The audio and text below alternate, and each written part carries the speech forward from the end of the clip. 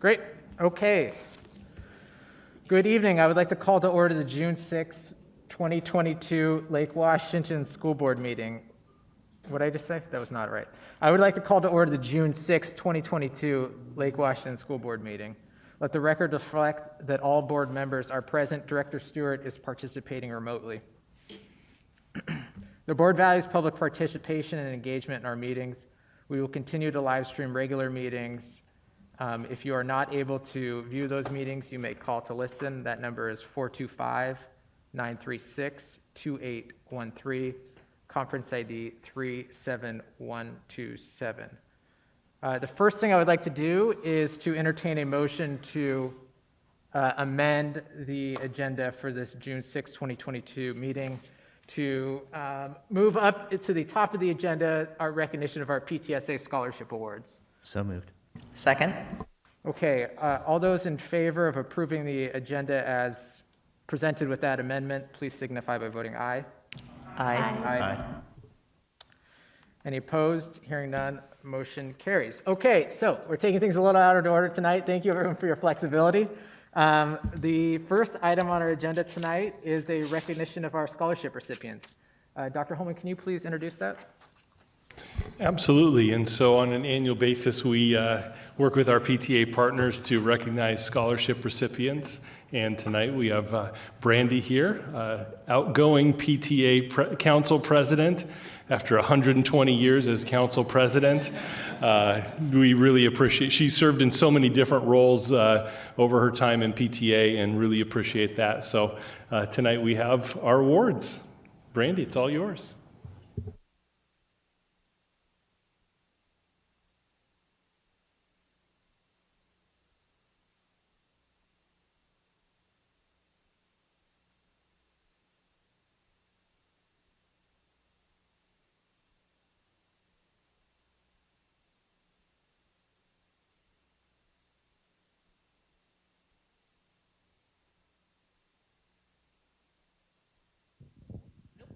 Still not on.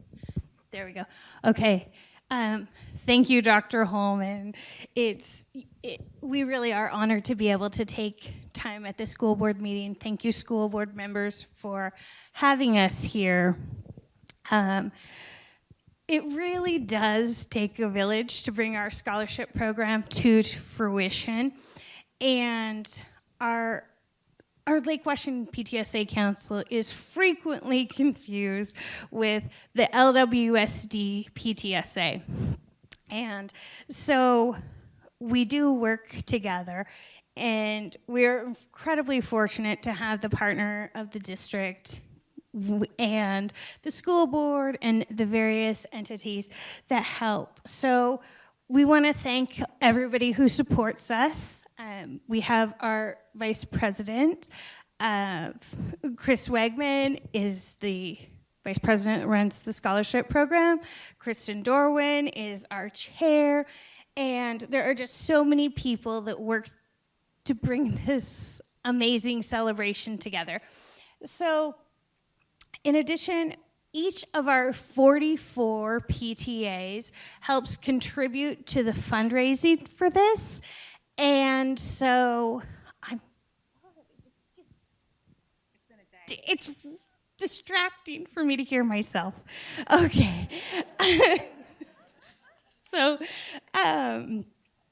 we have our 44 PTAs, and they all help and collaborate to raise the funds. The Lake Washington School District, of course, the Lake Washington Schools Foundation, the LWEA, multiple community partners help fund the amount for the awards that we're able to give. And this year, we are actually able, through additional donations from private donors, to be able to offer 17 scholarships, 15 for students and 2 for staff. And I just think that's an incredibly amazing amount of community support that we're offered. So I just really want to thank everybody for that and the connections that we're able to build. So without further ado, I'm going to introduce Kristen Dorwin, our scholarship chair, and Manda Mangrai, who is one of our scholarship committee members. So thank you. Thank you, Brandy. We're generally used to doing everything on Zoom these days, so it's weird to be up in front of a group again. I'm pleased to introduce the recipients of our 2022 LWPTSA Scholarship Program. These students and staff have accomplished amazing things despite ongoing challenges of learning and teaching during a pandemic. I'm excited to share more about these inspiring individuals. So when I call your name, recipients, if you could come up here, Brandy's going to hand you a certificate, and you're going to hang out up front for us to adore. All right, so our first staff scholarship recipient is Jessica Soltani. Jessica teaches early childhood special education at Carl Sandburg Elementary.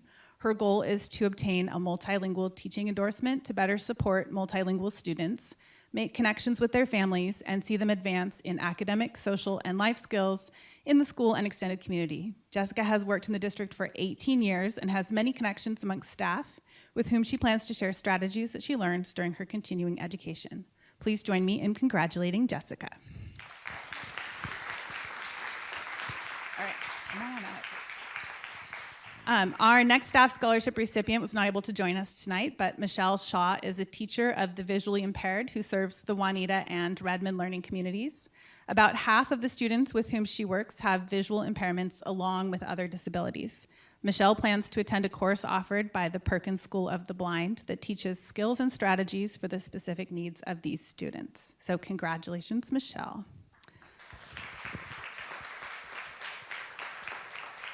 Now I will present our student scholarship recipients, beginning with our Perseverance Scholarship winners. This award is given to a student who is a well-rounded community member and can show excellence in their life and their academics in the face of hardships or a challenging life circumstance. Thanks to a generous donation from the family of Gabriel Martin Morelli, a former LWSD teacher, we were able to offer 2 Perseverance Scholarships this year. Our first recipient of a Perseverance Scholarship is Sydney Crable. Sydney attends Lake Washington High School, where she plays varsity soccer, was a member of the Link crew, and belonged to numerous clubs. Additionally, Sydney is captain of the Crystal Mountain Alpine Club ski racing team. She plans to attend the University of Colorado Boulder and major in environmental design. Please join me in congratulating Sydney. Oh, you got one. Okay.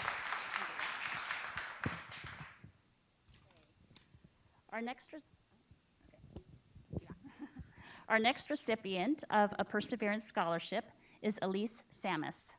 Elise attends Eastlake High School, where she is an officer in the Japanese Culture Club, National Honor Society, and Jewish Student Union. She is also a member of the Eastlake Student Advisory Board. She has trained in karate for 12 years and is testing for her 2nd degree black belt this month. Elise plans to attend the University of British Columbia as a commerce major. Please join me in congratulating Elise.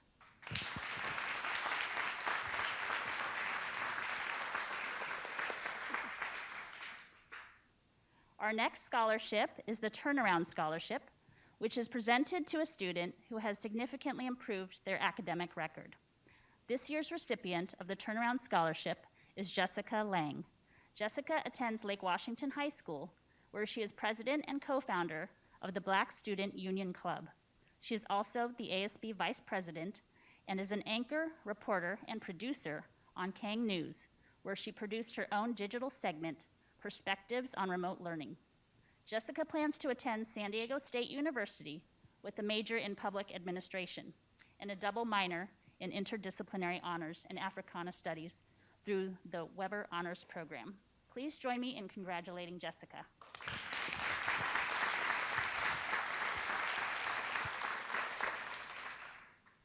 Our next scholarship is the Lake Washington Education Association Thiele Scholarship, which is presented to a student planning to pursue a career in the field of education. This year's Thiele recipient is Rose McEgan.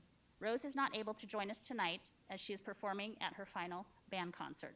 Rose attends Eastlake High School, where she is a band president, flute section leader, and a leader with the Plateau Wind Studio.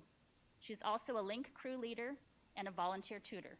Rose plans to attend the University of Notre Dame, where she will study math and work towards a career in education and education policy. Please join me in congratulating Rose.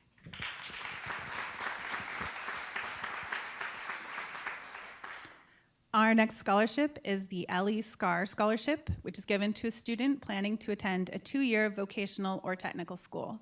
This year's Ellie Scar recipient is Colton Hychek.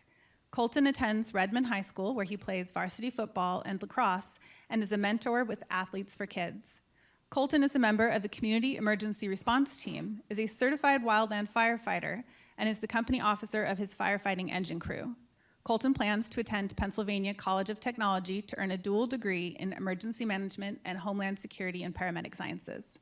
Please join me in congratulating Colton.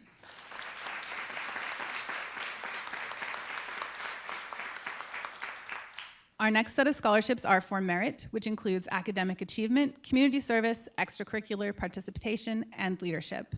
2 awards are given out per learning community, and a student's learning community is determined by their home address. Our first set of merit scholarships are for the Eastlake Learning Community, and our first recipient is Bhavya Linga from Eastlake High School. Bhavya is an officer in the National Honor Society, a Link crew leader, and plays varsity doubles badminton. She is also the co-founder of Seek Tutoring, teaching English to kids in underdeveloped areas. She plans to attend the University of Washington to study computer science. Please join me in congratulating Bhavya.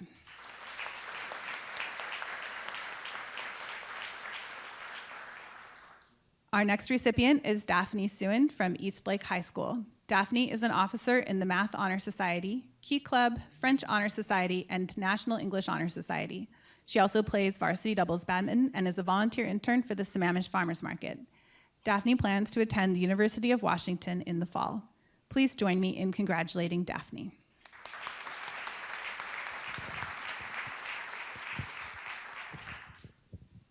Our next recipient is Alana Loy from the Cambridge program at Juanita High School.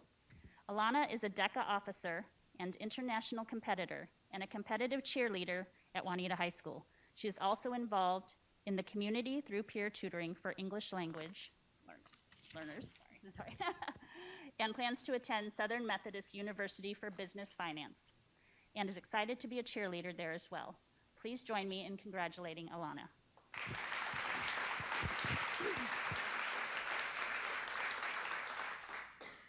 Our next recipient is Grace Wang from Juanita High School. Grace is the founder and leader of the Acts of Random Kindness Club at Juanita High School, and is also an active in a number of other clubs, including the Society for Urban Gardening, HOSA, and TSA. Grace is a National Merit Commended Student and earned an AP Scholar Award. Grace plans to attend UC Irvine in the fall. Please join me in congratulating Grace.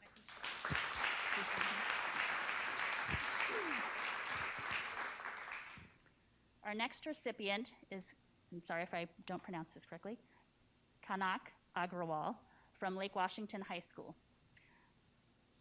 Okay. Kanak is a senior class president, vice president of membership for DECA, and a media manager for Girls Who Code. Kanak also plays varsity doubles badminton and participates in recreational and competitive dance. She plans to attend the University of Washington to pursue business and engage in the interdisciplinary honors program. Please join me in congratulating Kanak.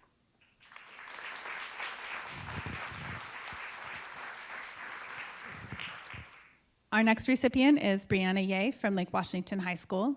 Brianna is the VP of Leadership for DECA, co-founder of Build On WA chapter, and communications board member for the ACLU Club. Additionally, Brianna is captain of the Lake Washington High School varsity swim team and is a 4-year varsity swimmer. Brianna plans to attend the USC Marshall School of Business in the fall. Please join me in congratulating Brianna.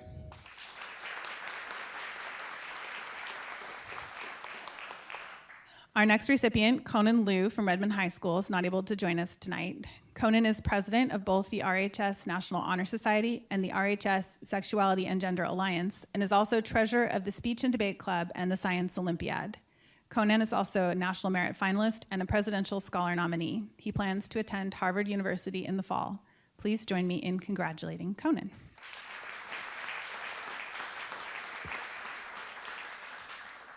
Our next recipient is Nisha Shastri from Redmond High School. Nisha is president of the Washington Student Math Association and co-president of the Science Olympiad. Nisha has also received the President's Volunteer Service Gold Award for community service. She's excited to attend the University of Washington for computer science. Please join me in congratulating Nisha.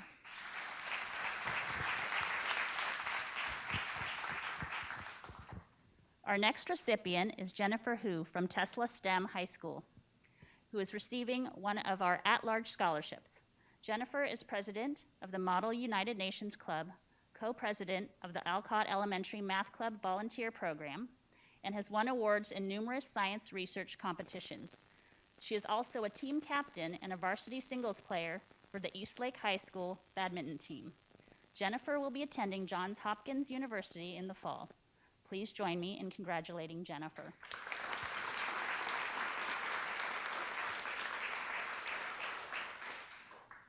Our last recipient is Eli Main, a Running Start student from Juanita High School, who is receiving one of our at-large scholarships.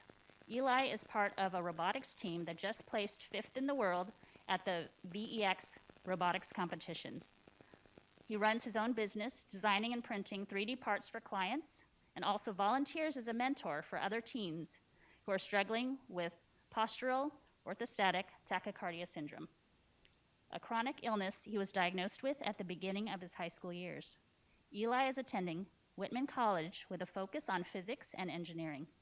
Please join me in congratulating Eli.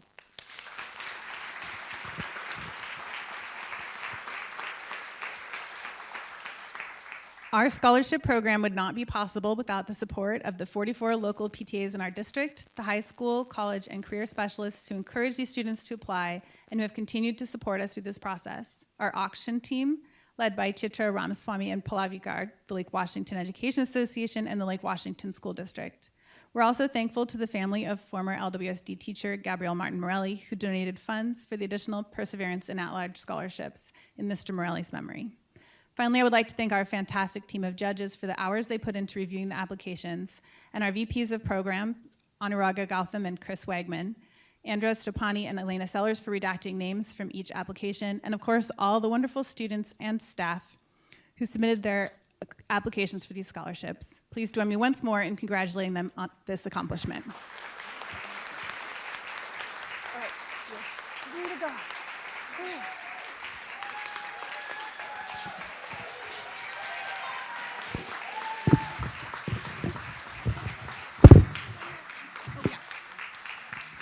And we want to add one more thank you to everybody lining the walls. Thank you for sharing the space tonight with our students and their families. We really appreciate that. So congratulations, students. And go outside for a picture.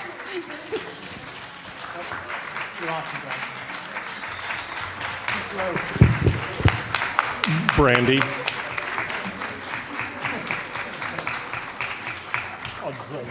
Okay. You sent everyone away before I could recognize.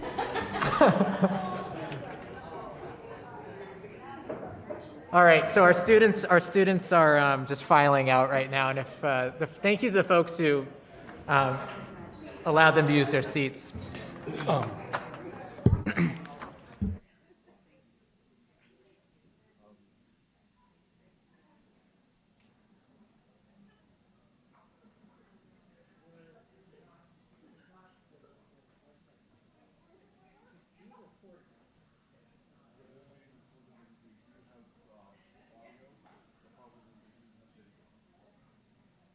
The video was extremely dark. I just put the lights, I just got the lights on. And we're just having a few technical issues that we're seeing if we can resolve before we continue.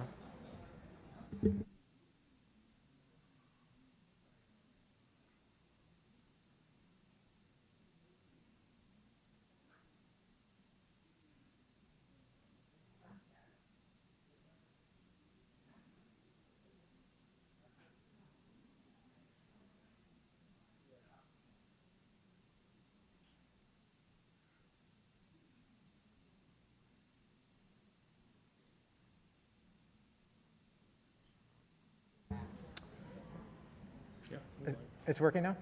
Yes. Here, raise your hand. Let's see. Well, it's a delay, so you're going to see me raising my In hand on like the 20 screen in about 20 seconds. seconds. I know. Okay, it looks like we've resolved our video issues, so we will continue. The next item on the agenda tonight is a board proclamation on safety and prevention of gun violence in our schools. Are we able to have that on the screen, or will that be for those watching at home, will that be displayed? Do you know? I don't believe it will. It won't. Okay, but it is available in the board packet for access now. Okay, great. Then I will read it aloud, and then in addition, it is available in the board packet, and it is a proclamation of the Lake Washington School District Board of Directors titled "Safety and the Prevention of Gun Violence in Our Schools." A proclamation of the Board of Directors of the Lake Washington School District number 414, King County, Washington, supporting school safety and the prevention of gun violence for students, staff, and our community. Whereas the Board of Directors shares the grief that school communities across the nation are experiencing due to the recent tragic events in Texas, as well as the previous events involving gun violence in districts and schools across the country and in our state. Whereas the Board of Directors recognizes that more than 311,000 students have experienced gun violence at 311 schools across our country. Whereas the Board of Directors recognizes that the leading cause of death for U.S. children and adolescents as of 2020 are firearm-related injuries, reflecting a long-term trend of increasing firearm-related mortality and a continuing failure to protect our children from a preventable cause of death. Whereas the Board of Directors has funded continued safety and security enhancements at our schools and additional mental health and safety services for students. Whereas the Board of Directors advocated for and continues to support the gun violence prevention legislative platform adopted at the 2019 Washington Association Legislative Conference. Whereas that legislative platform calls on the legislature and Congress to adopt legislation that, 1, promotes gun violence prevention, adequately funds public health research and education on firearms-related issues, and materially advances the coordinated delivery of mental health prevention and intervention programs between schools and the community. 2, rejects any effort to arm educators or staff and maintains existing regulation of firearms at schools.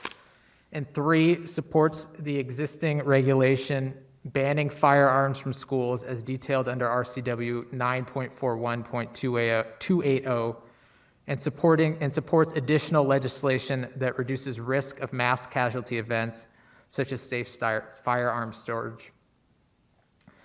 And whereas the Board of Directors believes that teachers and staff should be safe and focused on educating students and supporting their academic and social emotional learning needs. Now, therefore, we, the Lake Washington School District Board of Directors, proclaim Lake Washington's ongoing commitment to implement safety-focused policies and practices designed to support staff and student safety, support the efforts of our local communities and jurisdictions to protect our children and community from gun violence, work in collaboration with our cities and neighboring municipalities to ensure our representatives at the state and federal levels understand the urgency of protecting our schools from gun violence, and call upon the Washington State Legislature and the United States Congress to enact legislation that effectively regulates access to firearms in the interests of school safety, rejects any effort to arm educators or staff, funds public health research, education on firearms-related issues, and the coordinated delivery of mental health prevention and intervention programs, and funds physical improvements needed to prevent unwanted access to our schools and campus. This is a proclamation approved by the Board of Directors at our meeting tonight. The next, actually, do we need a motion to approve that proclamation? We'll take one. I'll entertain a motion to approve that proclamation. So moved. Second. Moved by Director Choi, seconded by Director Carlson, that we approve a proclamation titled Safety and Prevention of Gun Violence in Our Schools. All those in favor, please signify by voting aye. Aye. Aye. It is approved. Thank you, everyone. The next item on the agenda is the superintendent report. Dr. Holman, could you start us off? Yeah, and thank you for moving my superintendent's report early in the agenda this evening. I think it's applicable and reasonable to follow up with information about safety and security here in Lake Washington School District. I first want to recognize and appreciate the Board of Directors for taking this stance and making this proclamation. I think each of us in this room tonight can attest it's unacceptable, the violence that we're seeing across the country in schools. When we think of school, the hub of learning, the life of a community, and to see that violence that we've seen in our schools is just unacceptable. Our staff, our students, our communities deserve to have schools that are safe, secure, places for learning, places where young people grow, places where young people grow up. They're connected to positive adults, positive peers. And so we take the safety and security of our schools very seriously. And we've been on what I'll call a journey in developing a layered security program. It is something that we always are thinking about. How do we increase the safety of our campuses, from the mental health and well-being of our young people to the actual physical plant? It's a combination of a myriad of strategies, and we do ask that our legislative authorities take action to continue to create safer schools so that our students can come to school, that our employees can come to work into locations, schools, where they are safe, where they feel secure, where they can do the work of teaching and educating children. And so tonight, I've asked Associate Superintendent Matt Gillingham to provide an update to the board regarding what we call our layered safety and security. It provides an overview of the many layers that we do have, and also some additional steps and review that we'll do moving forward. And so, Matt, I'll hand it over to you to provide an update. Great, thank you, Dr. Holman. So I don't have to lean over so much. Thank you. Tonight I have with me here also Director of Risk and Safety Services, Scott Emery, and he's been a critical part of leading our efforts to develop a layered safety and security model, which has really evolved over, I'd say, over the last 5 years. As we continue to look at and think about how do we keep our students and our staff safe by taking a holistic approach. So I'd like tonight just to walk through kind of what entails in each of those layers and talk briefly about some of the work behind each of them.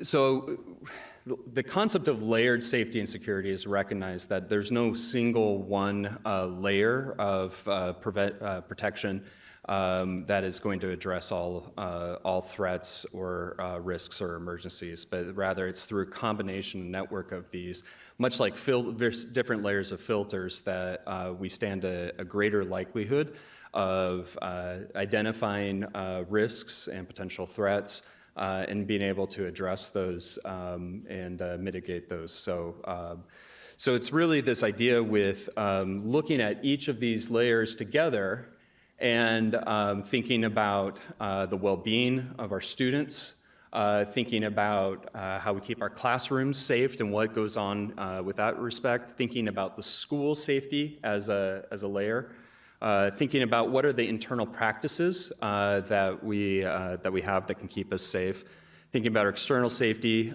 We've also had to think about cyber safety as well. And recognizing that our students also lead digital lives, and then thinking about what's our management structure for pulling all of these together.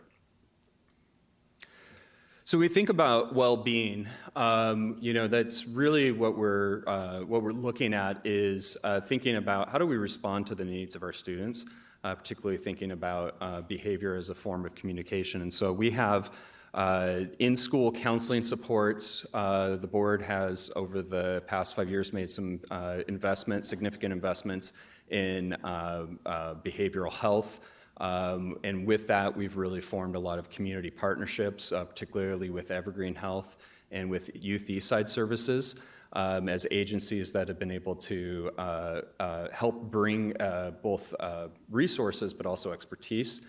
We've also partnered with the University of Washington Smart Center to be thinking about how do we pull those systems together.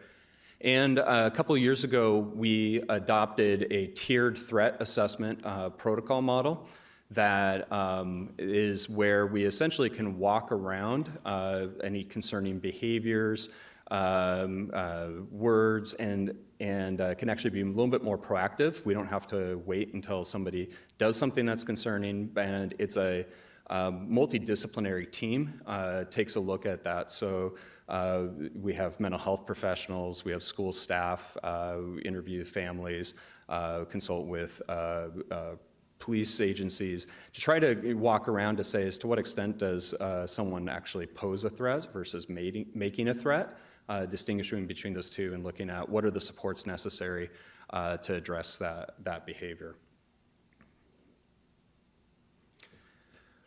We've made a number of investments in classroom safety over the past few years. One of those you see here is a lockdown shade. So many of our classrooms have windows, and wanting to be able to quickly kind of limits visibility into spaces should we need to lock down, which is where essentially all the doors are locked.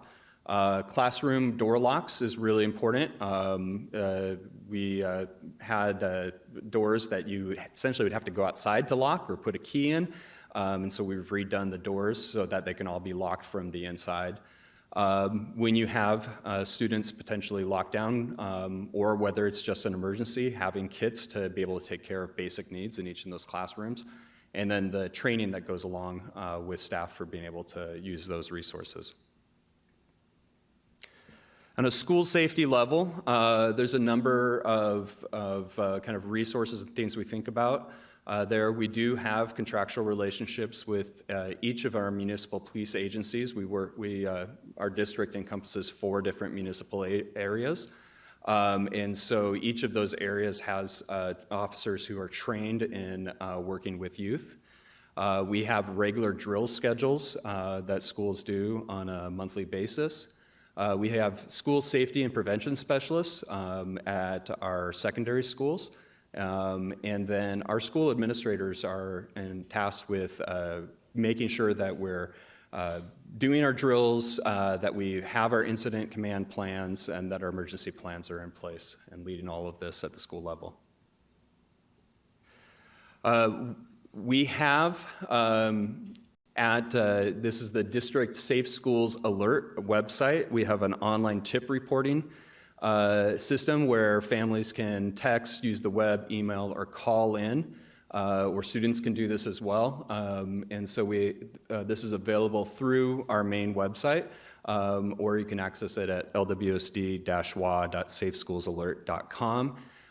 This is a new system, I believe, just 2 years ago that we put this in. The Safe Schools Alert with Vector was put in and replaced a previous system. On the internal safety, we've implemented a visitor management system called Raptor. And ID and badging is another component of that to ensure that people are identified that might be in the buildings. We have a communication system called Rapid Responder that we work with during emergencies that allows us to coordinate emergency response across the district. We've utilized that. I think the first time we got a chance to utilize it was when we had the fire up by Rockwell a few years ago, and that allowed us to coordinate transportation very quickly to evacuate students from Rockwell and get them over to Redmond Middle School. And so even though staff was in different places, we were able to quickly use that tool. We use a protocol called ALICE in terms of helping to have our staff and students think about how they can respond to a variety of situations that may present themselves. Each of our schools develop a comprehensive emergency management plan, and we also think about security audits.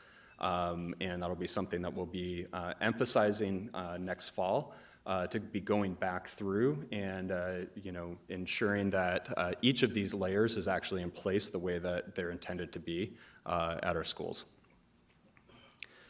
From an external safety standpoint, we have been, as a district, investing in entry and access control.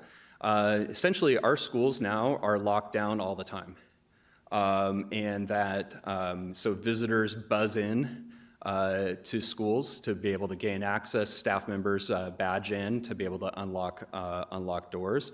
And that's one additional layer of security. We have invested in security camera systems over the past decade to be at our schools, and have been in the process of upgrading fencing and gating in certain areas for our schools. And here you can see this map here shows the kind of ongoing investment in those kind of capital projects, safety and security upgrades. Security cameras have actually appeared on 3 different capital levies in 2010, 2014, and 2019. And you can see that all of our school sites have security camera systems. Door locking hardware was something that was in the 2014 capital levy, along with lockdown shades and the access controls. And you can see that all schools have those. Entry controls were on the capital levies in 2018 and 2019, and those are in place at all of our school sites. And the security system upgrades were also in the capital levy in 2018. The new and ongoing work right now that was in the 2022 capital levy is an emergency lockdown button that allows for us to put a school into lockdown with push the button. And some of our projects that were funded under the last bond have already had that put in place, and then the remaining school sites that'll be being put in place as a result of the capital levy. Cyber safety is an ongoing area of safety and security, thinking particularly about how we safeguard our information and our systems. So firewall protection, advanced threat protection are components of that. And then finally, thinking about our safety team. So we have built out our Risk and Safety Services Department. I'm really thankful for that department. We've actually, the last couple of years, have been asked them to, just as we really kind of created that department, they were tasked with a significant emergency, which has been our COVID response. And so that team has taken the kind of the emergency planning that we would have developed or had in mind that we would have thought, for an earthquake or some event like that, and has led our district in thinking about how do we continually respond to changes in the virus and the impact for us. So that team, I'm really thankful to Scott and his team's leadership on that. And I'm also looking forward for having some additional capacity for that team to attend back and be going through and doing security audits of our buildings and making sure that, and our processes to make sure that we're implementing the things that we've said here the way that we want them to be implemented. So with that, Dr. Holman, so that's a brief update on our layers and some of the work that we've done over the past few years with respect to safety. I do just have one additional thing. When we think about all of these layers, it's also individuals in our community being brave enough to say something when they see something that is concerning to them. There are safe people in our schools for our students to go to. If community members have concerns, we have the tip line. We also have adults all within our building that take these types of reports seriously, because as we see or experience an individual in crisis, we want to respond to that. for a variety of reasons, one of which we don't want to experience violence of any type within our schools. And so understanding that seeing something and saying something also can lead to safer environments is a really important aspect to what we're trying to accomplish for our schools.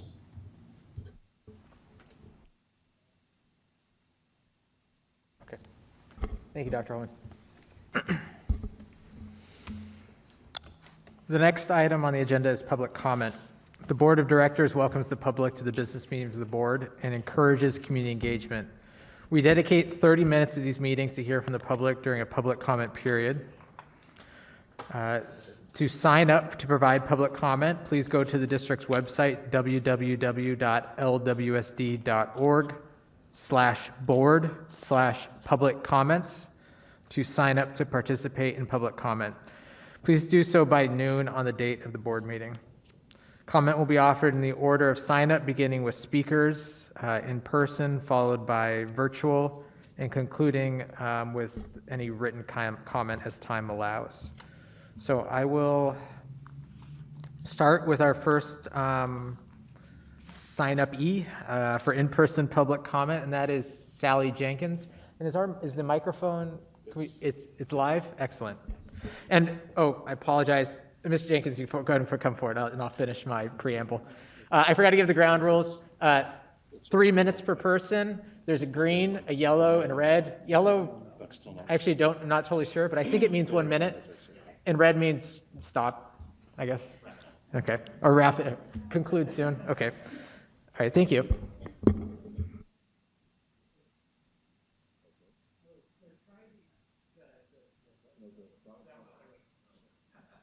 Sorry, we led you astray there. Just one moment, and we'll solve.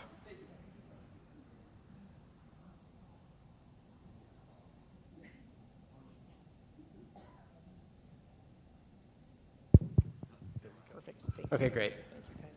Okay, thank you. Thank you. Members of the Lake Washington School Board and Superintendent Holman, my name is Sally Jenkins. I have been in the district for 10 years and am the Vice President of the Lake Washington Education Support Professionals, or LWESP. Tonight, I am speaking on behalf of these talented and dedicated staff members. Here in the Lake Washington District, we have an unfortunate 20-year pattern of failing to reach a bargaining agreement between LWESP and this district before the expiration of our contracts. Our current contract expires on August 31st. Our members are frustrated by memories of working for months without a contract, most recently in 2019. I ask you to consider what's at stake for our members and our community in this bargain. Here are the facts. Inflation is rising in King County. King County is one of the most expensive places to work and live in the country.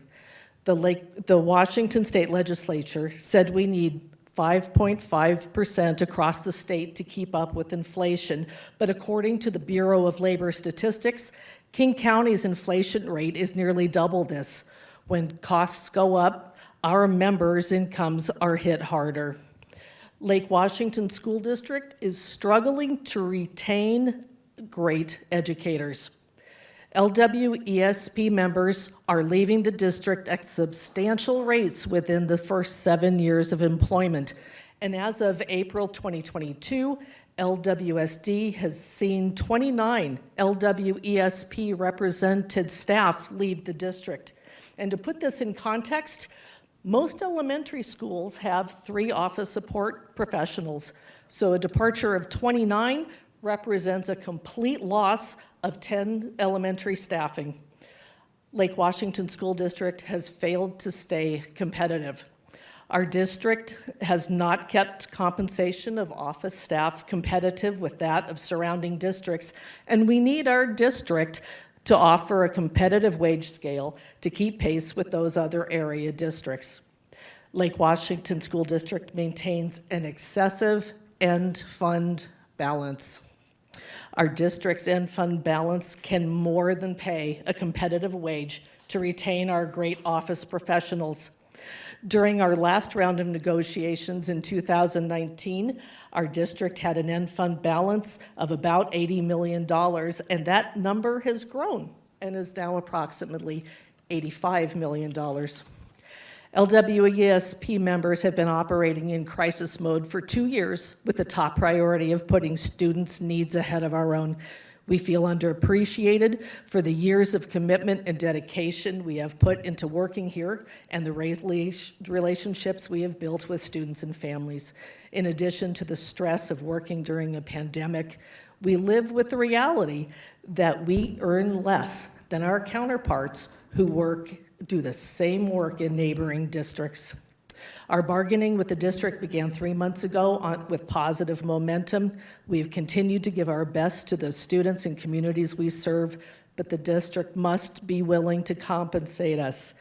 Board members, I call on you for action. I implore you to do what's right for our students, our staff, our employees, our schools, and our communities. Our members stand behind a contract that ensures we are a competitive district. The message from our membership is clear. A great school year starts with a great contract. Thank you. Thank you, Ms. Jenkins.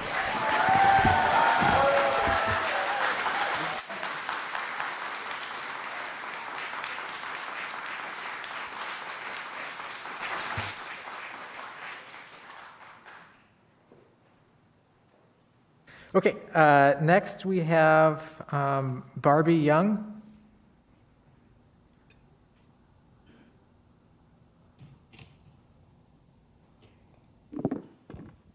Well, on a different topic, but also a crisis, and one I think we're very familiar with, we're going to talk about youth mental health and what we can do about it in our schools.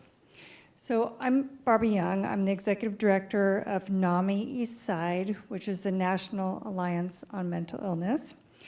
And I'm also a founding member of Balance of Mind with the Lake Washington School Foundation. And I'm also a trustee for the Lake Washington School Trustee Foundation. And I'm also a parent. So are our kids okay is a question we've been asking for a while. And I don't think they are. But are our teachers, are our faculty, are our counselors okay? I think we have some work to do there too. How are our parents doing? We have work to do there too.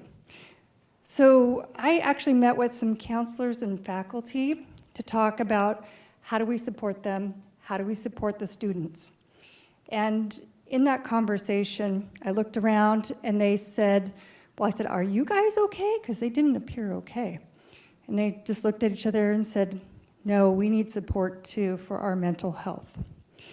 So we really need to be on the same page, both as the district, as these grassroots organizations, as our schools, and for every grade level to help to protect our kids. The one concern that our faculty had is that they wanted the district to be behind any efforts that they had about mental health. They wanted to feel like they were supported, we're all on the same page. So we do have all these organizations working diligently every single day to address the crisis. And we started a youth ambassador program last fall within NAMI Eastside. And the best thing about that is they have told us what they need, what the solutions are, and they have brilliant solutions. There's several of them here we're going to present tonight. So the answer is what I want to focus on. How do we solve this? How do we get ahead of it? How do we get behind it? And the number one thing our students said, it's very simple. They need tools. They need self-care and coping skills. Probably also what our teachers, our parents, and everybody needs right now. But these are available to us. And there's some challenges we have. Sometimes they're not cost effective, not easy to deliver. But I have found at least one program that we could implement that could deliver from elementary age to parents that teaches evidence-based, which is very important, a cognitive behavioral therapy-based program for coping skills and self-care incompetence building, which I'm all over that, and I'd love to talk to you more about it. So please listen to our youth ambassadors, what they have to say about what is happening and what we can do about it together. But we can't do this in a fragmented way like we have been. We all need to be 100% doing the same thing for everybody. Thank you. Thank you, Ms. Young.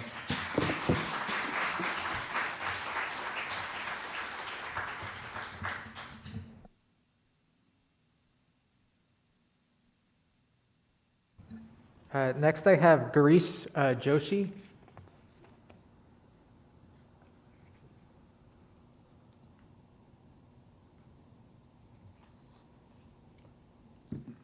Hello. Good evening. So dear board members, my name is Girish Joshi. I come here as a parent, as a community member, and my daughter goes to LWST school, and wanted to share some observation with you on the related topic which just Barbie talked about, as I'm equally concerned about the future of the youth, the education system as a whole, and how do we find positive approach to find holistic solution around mental health and the well-being of the entire member of the ecosystem. So I serve homeless communities in downtown Seattle, and also I'm part of NAMI East Side as a volunteer, and I'm also working with very large corporation to address mental health well-being of the employees altogether, because we believe today it is not just a moral imperative, but it is a business imperative as well. And we're doing some very cool work, and it is impacting employees very positively. What we realize is that even though we have a lot of money, but there is shortage of right staff across the entire spectrum. They are not able to provide enough providers globally. So coming down to specific to East Side, it's a very complex cultural potpourri of cultures, different. I mean, we came from London 4 years back. We are trying to mesh together. And what we are trying to do is we have some data points which are very scary. Recently, we found out from McKinsey and Company that 50% of the youth in whole of Washington state suffer from anxiety and depression. And we don't know numbers about staff and other associated members over there. But what we also realize that it starts with family, communities, because we can't, like, if parents are stressed, it gets passed on to the children as well. So one of the things I wanted to bring for your consideration is we need to look at the intervention from many, many angles, and so that we can bring gritty and resilient children. So look at who within WWST looks at mental health very holistically, who are the stakeholders, what kind of goals are we setting up, and what does success look like for us, and how are we measuring mental health equity within LWST, and how are we sharing progress regularly. So would there be any interest to collaborate with other core enablers of the ecosystem to solve this holistically, and so that we can approach this to benefit of everybody? Thank you very much. Thank you for coming.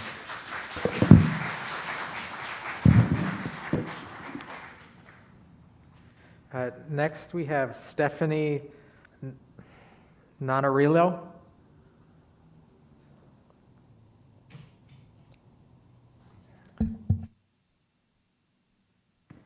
Hello, and I have Roxanne up here as well. She's also signed up for public comment. Oh, sorry. Hello.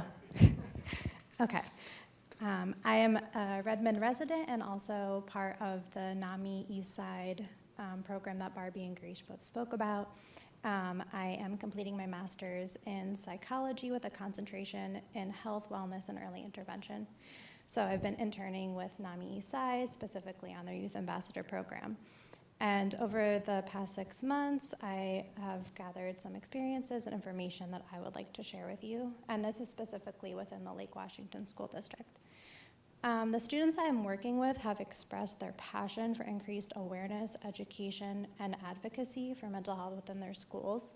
Very adamantly, they are very passionate about this.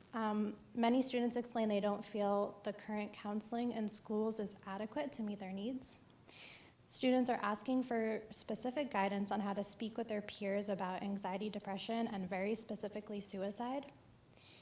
And then we conducted a small survey, relatively in the scheme of the district, for our 2022 Youth Mental Health Conference. So I wanted to share some of those results with you. 21.3% of students responded yes to a friend confiding in them about suicidal thoughts. And the majority of respondents were between the ages of 12 and 14. So just let that sit with you for a little bit. When we asked what has left our youth feeling anxious, angry, overwhelmed, or depressed, the top 3 responses were racism, a push for academic achievement, and anti-LGBTQIA+ legislation. We also asked what tools would be helpful to take care of their mental health, and the number 1 response with 67.7% was self-care strategies. So I think that our students are extremely overwhelmed, and they're asking us for support, and I feel strongly that increased efforts need to be made to integrate more mental health education in the curriculum, such as mental health first aid trainings and the cognitive behavioral therapy evidence-based trainings that Barbie mentioned.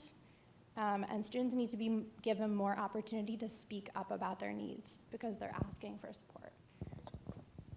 Hi everyone, I'm Roxanne. I'm a senior at Eastlake.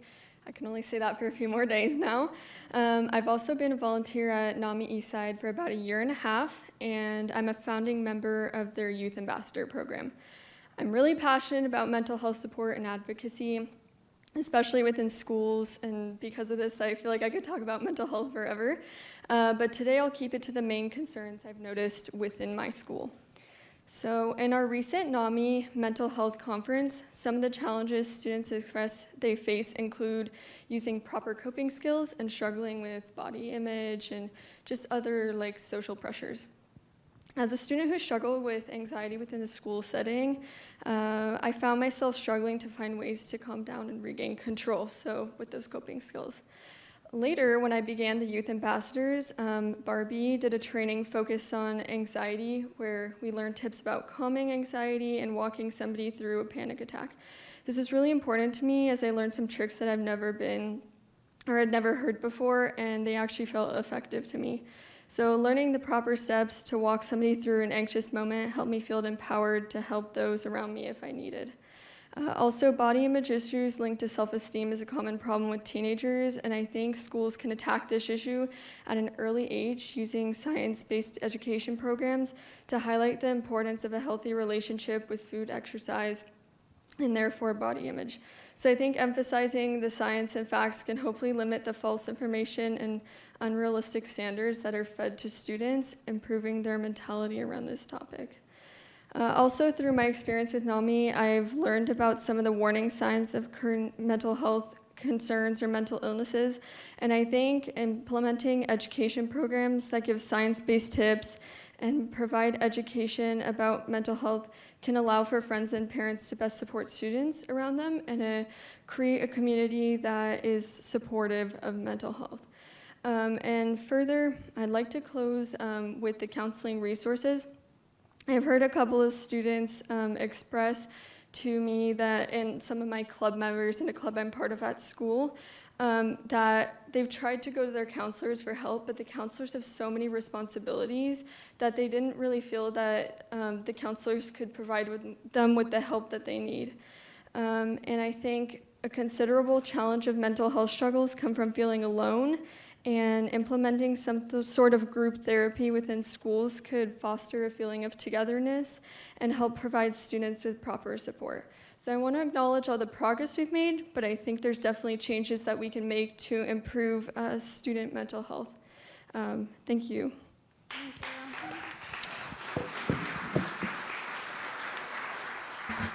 Great, thank you both. Next, we have Scott Hagerman.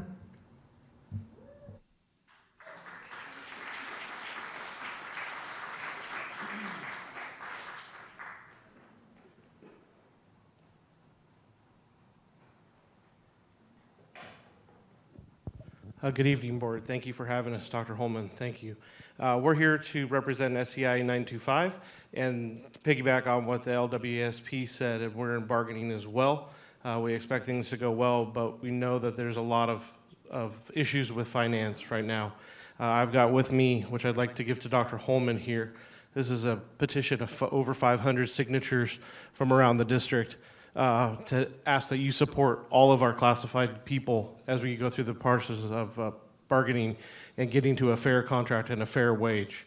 Thank you.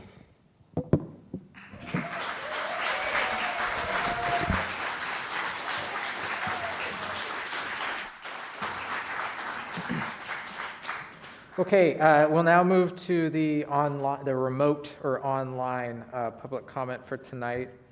The first I have signed up for tonight is Allie Clark. Ms. Clark, are you? I'm here. Excellent.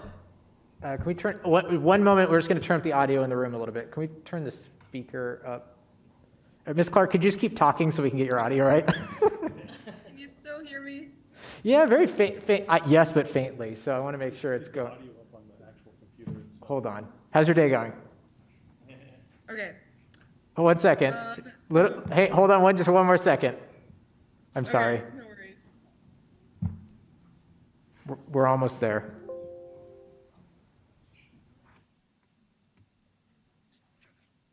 All right, sorry. Hold on. Okay, I think we got it now. All right, sorry about that, Allie. Your turn. Go ahead. No worries. So my name is Allie Clark. I'm a high school student. I'm also a youth ambassador for NAMI. And obviously I'm here to talk about mental health and just in terms of, so what is the problem? Coming out of COVID, obviously mental health was always a major concern and definitely needed focus, but coming out of the pandemic, we are seeing just a wide number of crises across the board, and it is so incredibly important that we address this now, as it will only get worse from here if we leave it be. I know for me personally, I struggle with anxiety, and the pandemic was very isolating, and I think a lot of people are like, oh my gosh, like we got to get the kids like back in schools like that. Like it'll be better once we can just get them around kids. But I think something we didn't think about was just the amount of social anxiety that students would be feeling. I know for me, going from only seeing like people I knew very well to going to school where I was constantly aware of like people's perceptions of me, and it made my head feel very, very loud and very busy with just these voices making me just very nervous. And that's not an environment for success. And I know I also worked with a lot of elementary school age kids during the pandemic, and you could definitely tell that a lot of them were just really overall nervous. They felt really uncertain. They don't understand what's happening. I don't think a lot of us understood what was happening and what is happening. And it is so critical that we start taking action to reduce the stigma and have open conversations. And one of the beauties of the school board is they have the power to address this issue across the board, starting in elementary and going all the way up to high school. That means doing preventative work when they're young and helping instill skills, coping mechanisms that are going to prepare them for challenges later on. I know for me, going through the public school system, I realized that a lot of the ways we address mental health are going to be more like PowerPoints here and there that give us some statistics and some good information. For instance, like what are the symptoms of depression, which is very important to know. However, I think we lacked a sense of connection and community and more of an open conversation. Instead of being here and there, we need mental health curriculum to just be woven into how we educate. We need to have support groups, workshops, and that we need to have youth leaders. I know working with NAMI has just made me even more aware of how many young people are so passionate about this subject and how much they really have such an important voice in this, and we need to make sure that these youth leaders have an actual vote in when these decisions are being made. In addition, we need to make sure, I know Barbie touched on this earlier, we need to make sure that we're preparing teachers and counselors with the resources necessary to combat these new challenges, because I know we're tired of hearing this, but these are unprecedented times, and it is just so critical that we all continue to learn, as mental health is an ever-evolving discussion. And I think, I'll wrap this up, but just the overall goal is to have a consistent curriculum that helps to continue to build skills from elementary all the way through high school and isn't just like kind of a one-off here and there. And we need to instill a sense of community where we can have these discussions and we're reducing the stigma, and we need to have connection.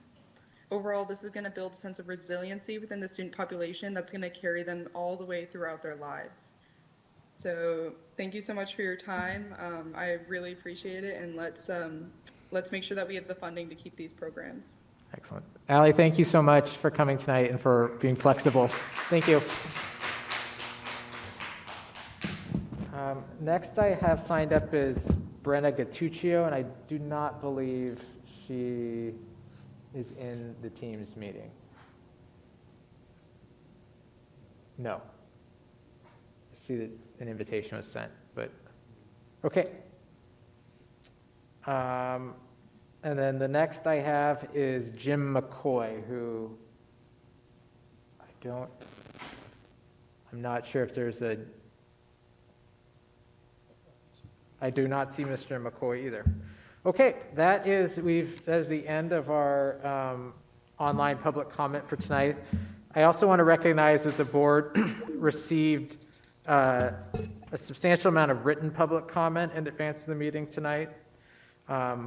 Most of that was on school safety.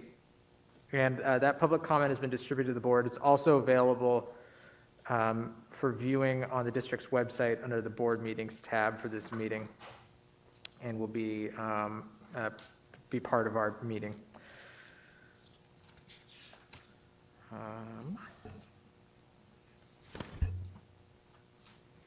Okay, the next item on the agenda is approval of the June 6, 2022 consent agenda. I will entertain a motion to approve the consent agenda as presented. So moved. Second. Moved by Director Carlson, seconded by Director Bleasner, that we approve the consent agenda as presented. Dr. Holman, will you please poll the board? Director Bleasner? Yes. Director Carlson? Yes. Director Choi? Yes. Vice President Stewart?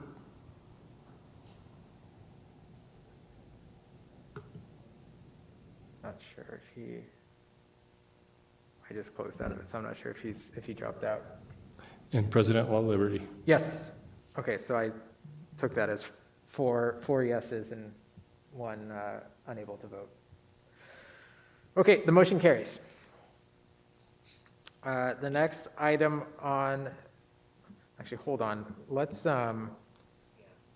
before we move, let's recess for a couple minutes to make sure we're squared away technologically. All right, so it's 8:15. We will resume at 8:20. Great, there we are.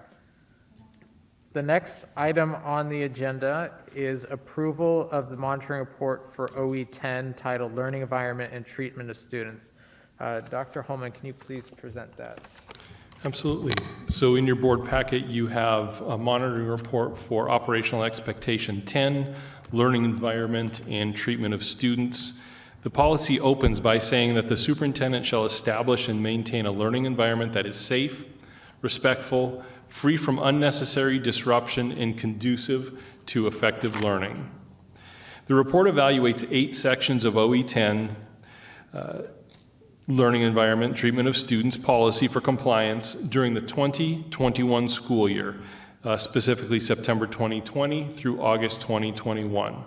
6 of the 8 sections are designated as in compliance, with 10.2 and 10.6 being marked as out of compliance. Specifically for 10.2, the percent of students responding favorably on the Panorama survey did not meet the level of 80% as indicated. 79% of students in grades 3 through 5 and 77% of students in grades 6-12 responded favorably to the question related to school safety. For 10.6, the percent of students responding favorably on the Panorama survey did not meet the level of 85%. 73% of students grades 3 through 5 and 42% of students in grades 6-12 responded favorably to questions related to sense of belonging. An appendix has been provided to the board to provide information about efforts to move OE10 into full compliance. I offer this report as in compliant with exceptions noted. Okay, so for the board, just a reminder, 2-step process here. First, if there are any questions on the report, and then I will then entertain a motion related to the report and take discussion at that time. So first, any questions on anything in the report? Dr. Bleasner? If I could, so, okay. Mine's making a lot of noise. Okay. No, that one's off. I was just gonna say maybe try this one. Yeah, just try that one. Is that better? Oh, that is a little better. Okay, get rid of that one. So I had emailed a list of questions, and so I can walk through those now, or if you have those and would like to respond, I'm happy to do it that way. Which way is easier? I sent those to Associate Superintendent Matt Gillingham.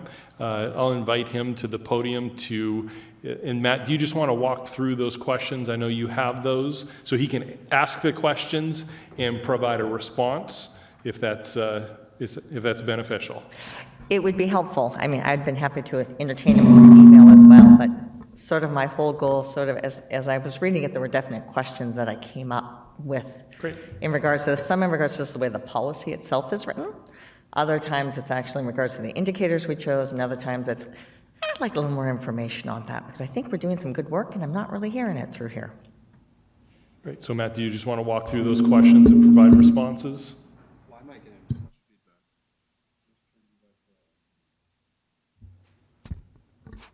Okay, all right.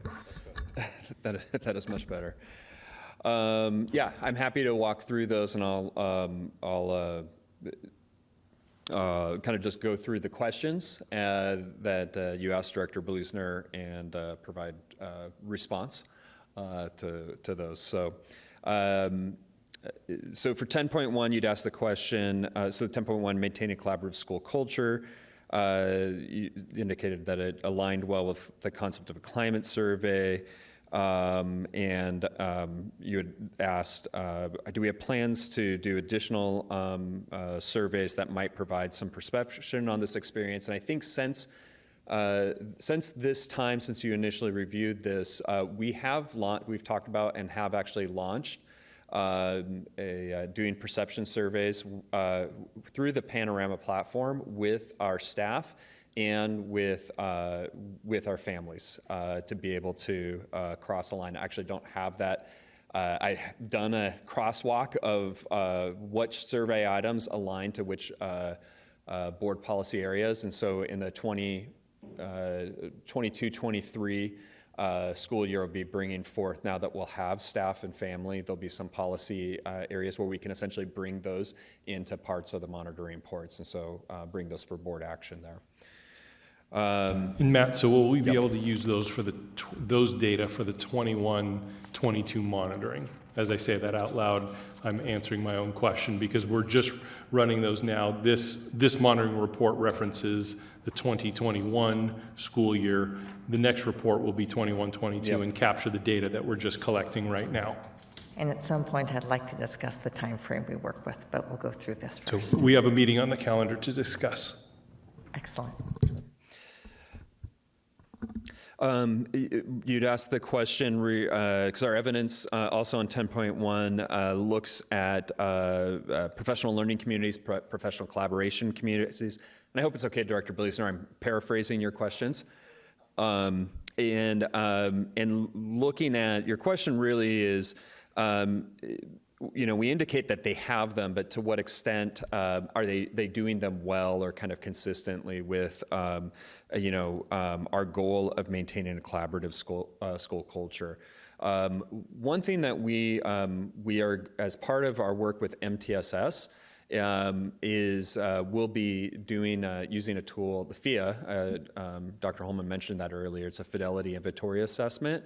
And so one of the things I was thinking that we could look at, in more depth, and I have not done that in preparation for this, but I think the fidelity inventory of the degree to which you are doing something with fidelity and collaboration is an element of that. So that can be something as we look at redoing some of the indicators would be a tool that we're putting into the system that seems like it may have an opportunity to align with 10.1. We could also look potentially at an indicator around teacher evaluation. Criterion 8 within the teacher evaluation framework is specifically focused on collaboration and professional responsibilities. And so if that's an interest in an indicator, we could possibly pull some data from our evaluation system around how our principals are rating the performance of teachers' collaboration. And that's a required component for all of our teachers. Criterion 8, knowing that they're not all participating in a full evaluation cycle every year, but Criterion 8, the collaborative practices, is. Finally, on 10.1, Director Blusner, you just had made a request regarding linking documents, and that's going to be something that we can do moving forward. In 10.2, you made a recommendation regarding time frame in terms of in reference to the policies and review. And I believe, and this was where actually I had a question for you, was that comment referencing equity teams and the level of detail around those as an indicator? And so just... It was regarding to that the policies would be reviewed, and so is that every 3 years? Is that every 5 years? Is it just to have a time frame so that there's something to look at? Because you're not going to review a policy every year, most likely. Okay, correct. And maybe one of the things we can also look at is WASDA has a practice of indicating when policies also require review.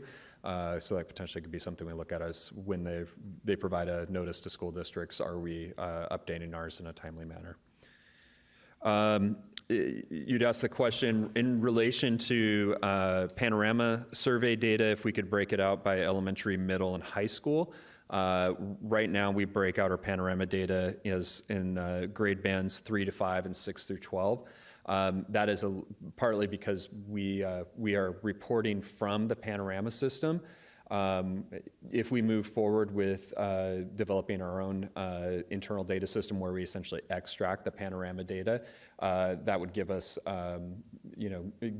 more latitude in looking at how we broke those out. Until that's done, that's the way the data's presented back to us. This is where it might be interesting to have the student feedback specifically different from middle school and high school to better understand how that might break out differently until that exists. Especially thinking of the public comment we had here this evening, it sort of aligns itself very well with what we're talking about right now. I think we've already talked about again, back to policies, you asked a question of revisiting, and I think it looks like my notes, I actually had already come up with the idea of based on WASDA modification, so I was going off script there. Actually, can we, Yep. You had mentioned 10.2, and in 10.2, I did have a question around the baseline year was included in the indicators of compliance, and baseline year is just in brackets. This year was the baseline year. Is that the interpretation? I was just trying to, when we think about indicators of compliance, to know I think we had set 80% as our target, and it's 79, 77, therefore we aren't at target. But that was sort of an arbitrary target. Now that we have a baseline, what are we talking about going forward? Is a question. It's not, I don't know the answer to this.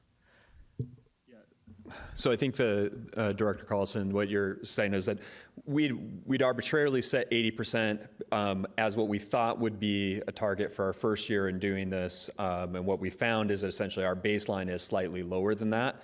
And the question is whether that is our baseline and should be essentially the floor for an OE, or is 80% or some other target what we really should be holding ourselves to. So I do not have an immediate response on that. I don't know, Dr. Holman? We'll bring a recommendation to the board early next school year so that it could be monitored appropriately.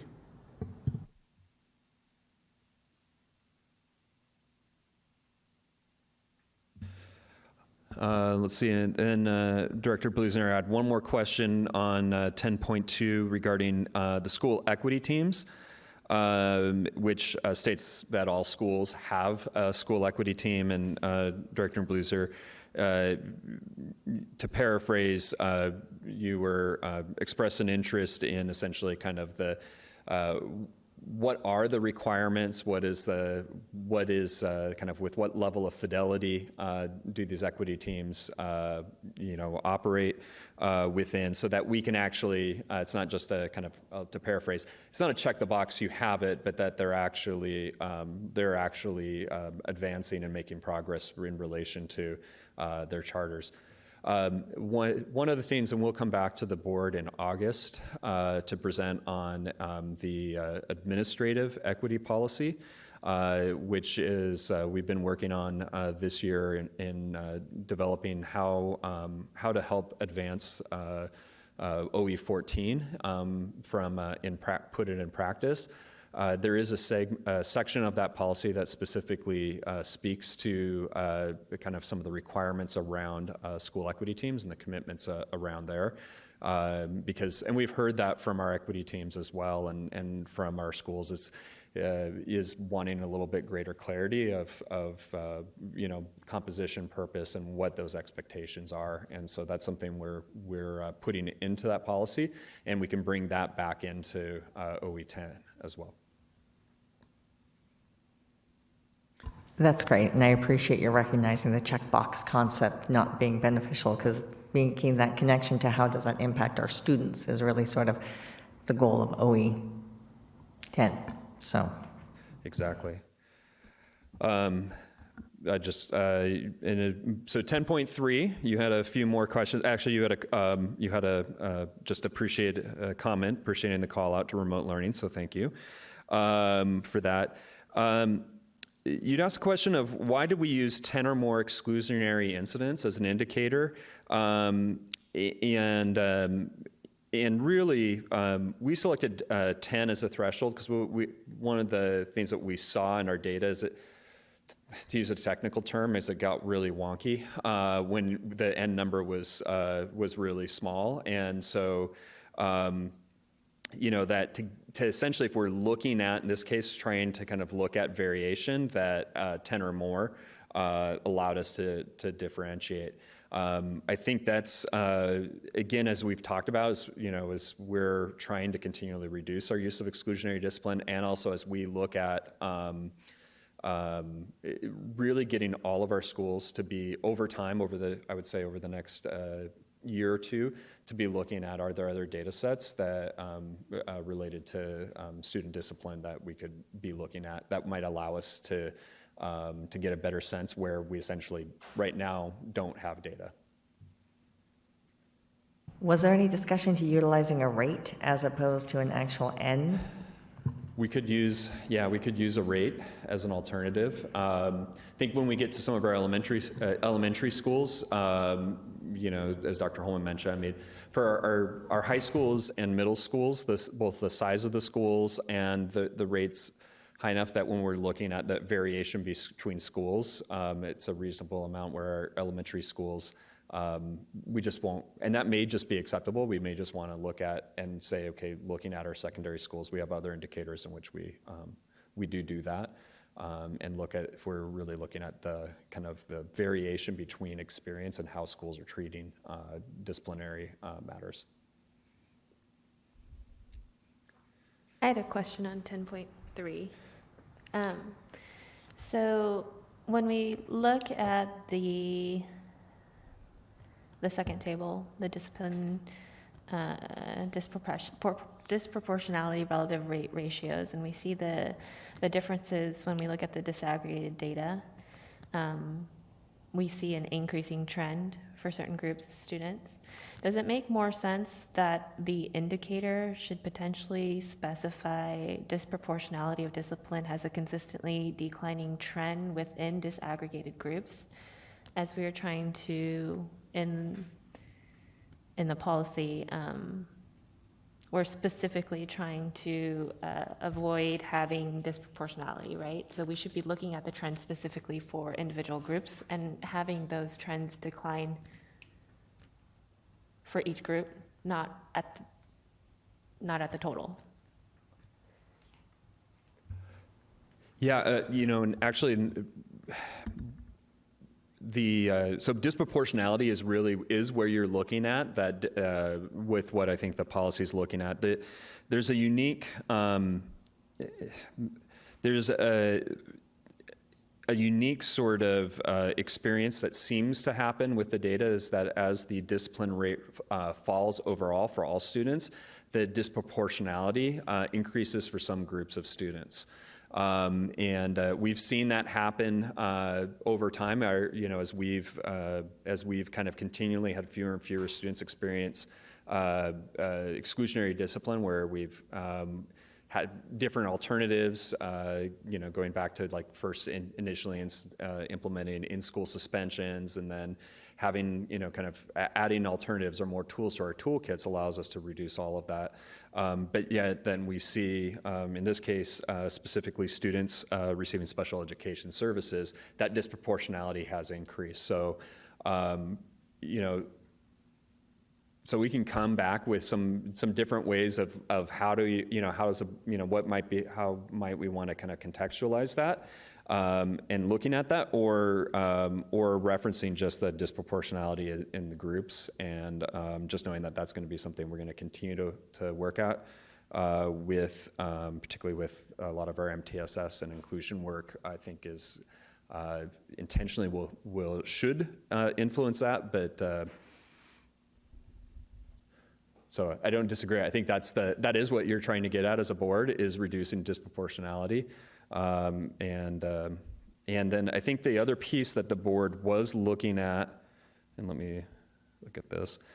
I think the other piece that the board had wanted to look at, and this is where we get into the what's reported, the different end groups, is that a student at Lake Washington High School, are they treated in a similar fashion as a student at Redmond High School, for example? And so looking at and that's different necessarily than disproportionality, but that's looking at essentially, is there some kind of consistency across the district in the ways in which we approach student behavior.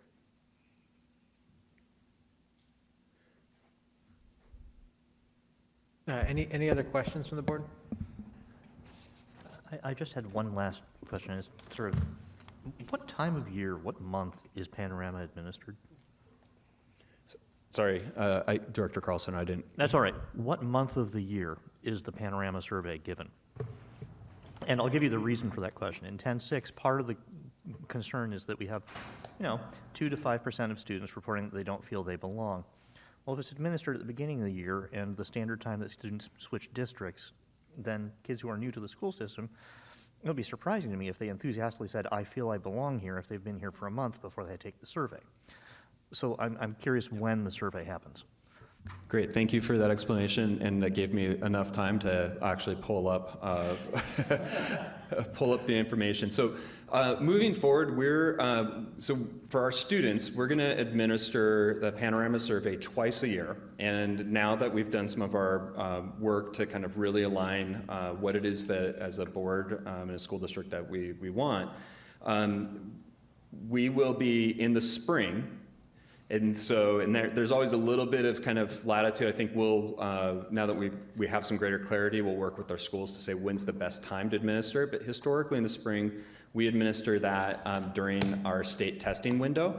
It's a time where our schools often have weird schedules, and this fits with that. That's when we will be administering the SEL questions that are in relation to the proposed changes for R3.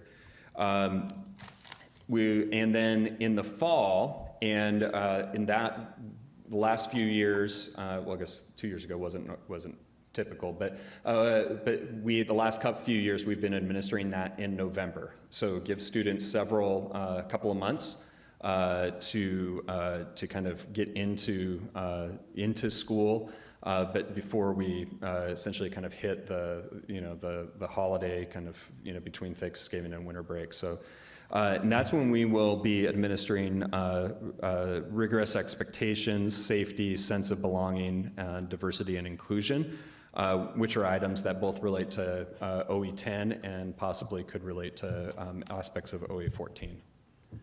So and so like sense of belonging certainly could be influenced by particularly students that are transitioning to a new school may report, it would be natural to assume they would report lower sense of belonging than a student that may have been at that school for a couple of years. I think Director Stewart has a question. Yeah, Matt, I appreciate the fact that you try and pick times to administer those tests when it's the least disruptive to the students' classes. And the November one, it sounds like a natural fit, but tell me, having the test or having the survey while kids are taking state tests, do you think that affects their perspective? Just the idea of being tested at the same time they're being asked to survey? I don't know. I don't know if it's less stressful, more stressful, or what, but it just seems like that might have an effect on your numbers. Yeah, it certainly could. This year we administered that survey a little bit later than I would have liked, but that's because we were trying to coordinate that with the work that we were doing on R3. So what I do know is that's a long window, and our schools historically kind of have they have opportunities or sometimes some unique times that they need to schedule around, and so but we'll go back and work with our schools to kind of understand when's the best time to administer these, knowing that we'll have essentially two survey windows. With our families and staff, we'll also be developing kind of a regular and predictable cycles for surveys. No, I'm just saying the November one sounds like it's a normal schedule for the kids, and the spring one, it's a kind of an odd timing, and I don't know if that affects their answers, their feelings of being belonging, and so forth. Yeah, it certainly could, and I'll admit I have not been in a school building for a few years, and so that's why I'd want to talk with those that are in buildings right now to kind of understand if that's an opportune and ideal time to administer that survey or not. Maybe the students can tell us too. Any other questions from the board?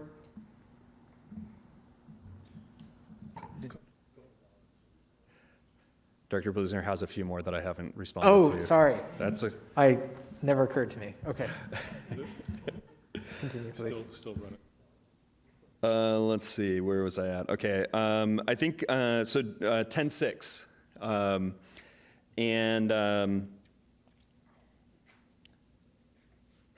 So I think, I'll just, if I can summarize for Director Blusner, indicated perhaps a preference for looking at some trend data moving forward.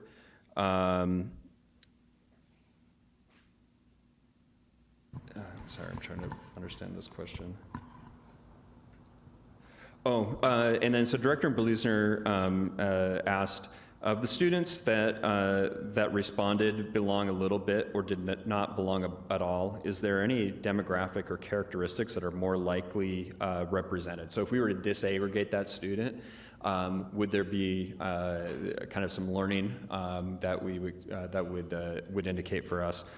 And so I did look at that data. That's one of the nice things about in the platform is we can look to see based on certain characteristics of how different student groups respond. And students receiving special education services did report a lower sense of belonging than their peers. I think that's one of the key aspects of some of our inclusion work. And in helping to address that sense of belonging. So that was the one group that stood out to me that was noticeably different. The others were actually, all other groups appear to be fairly comparable within a percentage point or two of each other. And again, you asked about breaking it down by different age groups. I believe that was the end of your questions, Director Blusner. Hopefully I answered them for you well enough. You did, thank you. There were 2 comments I'd like to toss in there too, because you did not say those. That there actually was a very good recommendation of our students had a perception of stating they felt very respected by their teachers. And I think that is a good reflection upon the district and our staff and that integration that we do, and that helps to highlight that compliance. So I wanted to make sure that got called out. Also in your appendix, when you gave some explanation of sort of the things you were going to dig into, you mentioned about looking at activities and programs and how those might be impacting a sense of belonging, especially with COVID when we had to limit a lot of those and as those start to come back in. I think those are all great ways of how we're really looking holistically at what that learning environment means. So thank you for doing that as well. Okay. So I will now entertain a motion to approve the monitoring report for OE10 as presented as compliant with the noted exceptions in 10.2 and 10.6 as not compliant, but with the plan in the appendix to bring those into compliance. So moved. Thanks. Yeah. Second. Great. Moved by Director Carlson, seconded by Director Blusner, to move the motion as I presented it. Any additional comment from the board?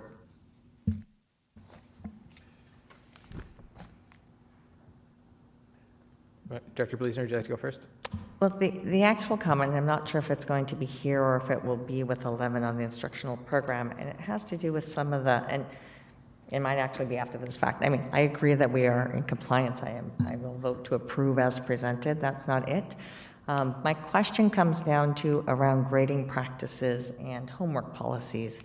We don't ever address those in here at all within our policy, but they really do seem to be impacting learning environment in several ways. And as I said, I didn't know if that was instructional program or learning environment, so I'm probably doing this in the wrong spot, so I apologize. So I think there might be a possibility for us to think about what type of sub-policy or something if we want to be able to think about that piece. Issaquah has some examples, but I do think that those do impact. And as we move with equity and have that conversation, can we outline some of the values or parameters, not the actual practices, but the values in which to be done as we've done before. So just wanted to put that out there as something that has come forward. I'm so glad you brought that up. The other night I was, Dr. Holman sent the board a survey and board briefs the other week asking for ideas for study session and program review updates. And I was sitting at my computer trying to remember one additional thing that I knew I wanted and I forgot to include in what I submitted. And that is I would, and so now I'll say it verbally as opposed to in writing. I would like to have I don't know if it's a study session or an update on what our, I know we've done work on grading practices. And I would like an update from staff on that for our work plan for next year. And I neglected to include that in the written survey I provided. The link is still live. Oh, can I amend it? Yeah. Or I guess I can do it many times I want. Okay, so there you are. Okay, any additional comment from the board? Thank you. Director Stewart? Yeah, Matt, as we're hearing the, pardon me, the comments on grading and such, I think back to last year's uprising, if you will, by parents when the AP students were all of a sudden switched to 90% on their tests and 10% on their homework. Is there any reflection of a dissatisfaction by the students? Or maybe it's just the AP, since it's just the AP students, I don't know if it's able to be measured, or you can break it out by that way.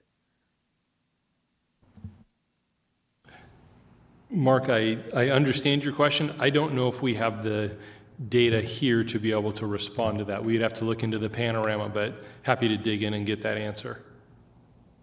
I'm just concerned that the panorama might not be able to capture it, to be quite frank.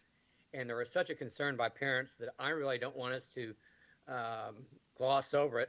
I don't think that's our intention, but with the tool we have, we may have to look for an additional tool or be talking to parents and students about that testing system anyway, separate from this tool.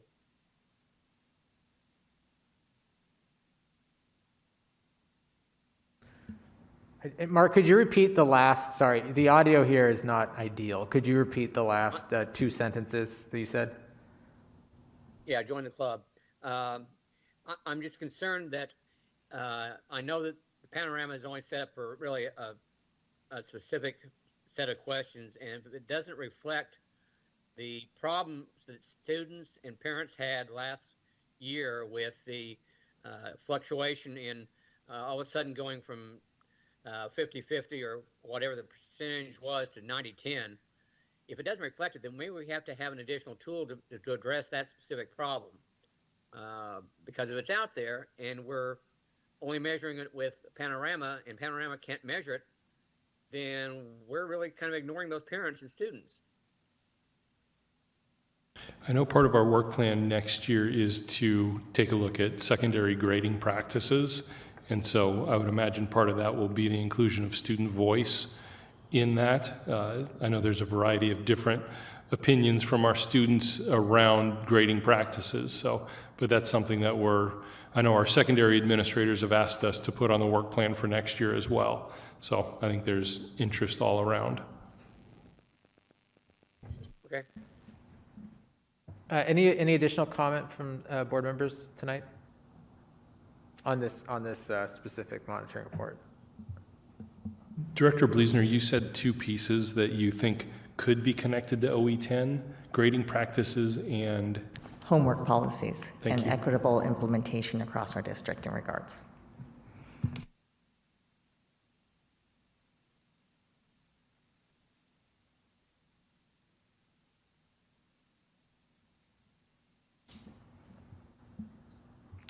I'll offer a comment. I just wanted to call out and highlight and elevate the efforts to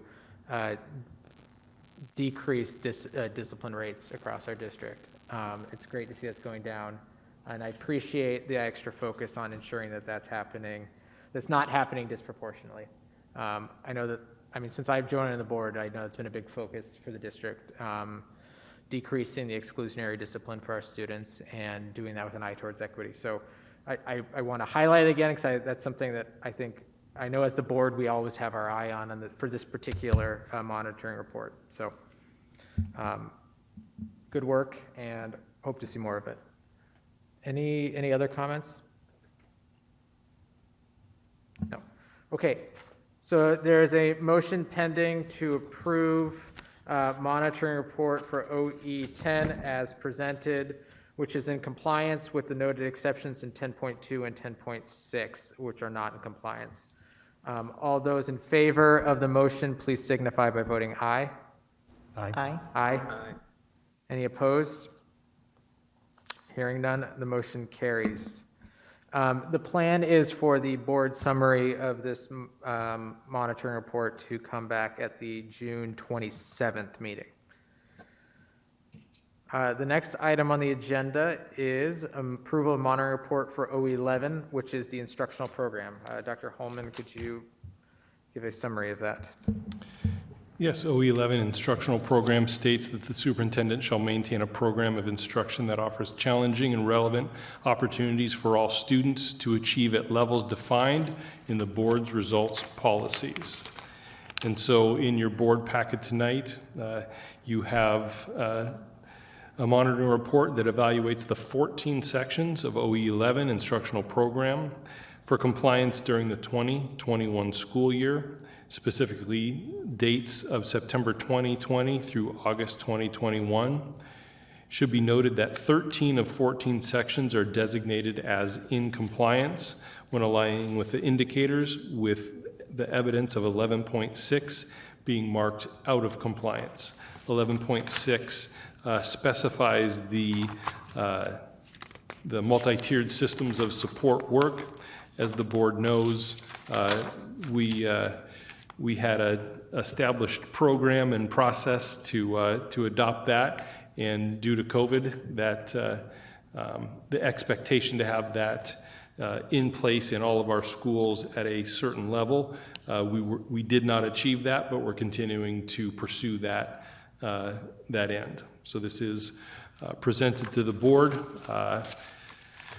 as compliant with exceptions noted. Okay, any questions from the board tonight on the monitoring report for OE11? Director Bleasner, you want to go first? So I did have a question on 11.1 in regards, no, I'm sorry, it's not 11.1. Oh, yeah, it is. So the indicator for evaluation of a program. I was curious what criteria are used to determine if a program evaluation is merited other than required by an outside entity. So there's a number of reasons why we would conduct a program evaluation. One, you just indicated, an outside agency. Two, it's a good practice to, on an ongoing basis, to ensure that we're evaluating our programs. If you recall, we've done a number of program reviews over the years. Highly Capable Services, I think we've evaluated that program, 3 or 4 times in the last 15 years as the law changed, as services changed, and things like that. Special education program review, we brought in an outside group. They did a thorough program evaluation. There was nothing requiring that. We just identified some program improvements that we saw, wanted to bring in an outside agency. Our director of data research and accountability, forgive me, he actually has an internal program review process that he uses, and so we don't have to bring in an outside agency. We also have some internal tools to be able to do those program evaluations inside, pulling data, speaking with staff, around stakeholders, around program efficiency and effectiveness. And so from time to time, we'll bring in an outside expert, per se, to look at our data, our information, pull documents, to give us feedback and results. Other times we do it internally. But I would also say that on an ongoing basis, our program directors are working through continuous improvement cycles. So that's kind of a smaller set of a program review. Maybe they're looking at smaller components of their program. For example, Highly Capable Services just updated some of their assessment tools. So that's a smaller scale program review that they conducted within the department. It wasn't a full-scale program review, but really targeting and looking at that one component. But they pulled in stakeholders, they did some testing, they tried a few different assessments, ultimately made a determination. So those are all some of the different program review types we use. Thank you.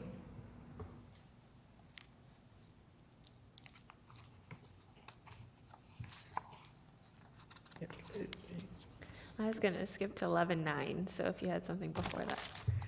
Okay. I had a question regarding, it's also another potential indicator change question, I guess you could say. When we're talking about the use of technology in the learning environment and ensuring that our students need to know these skills to be future ready, is this an area, because technology is evolving so rapidly, and the skill sets that our students need to be effective in that space are changing yearly?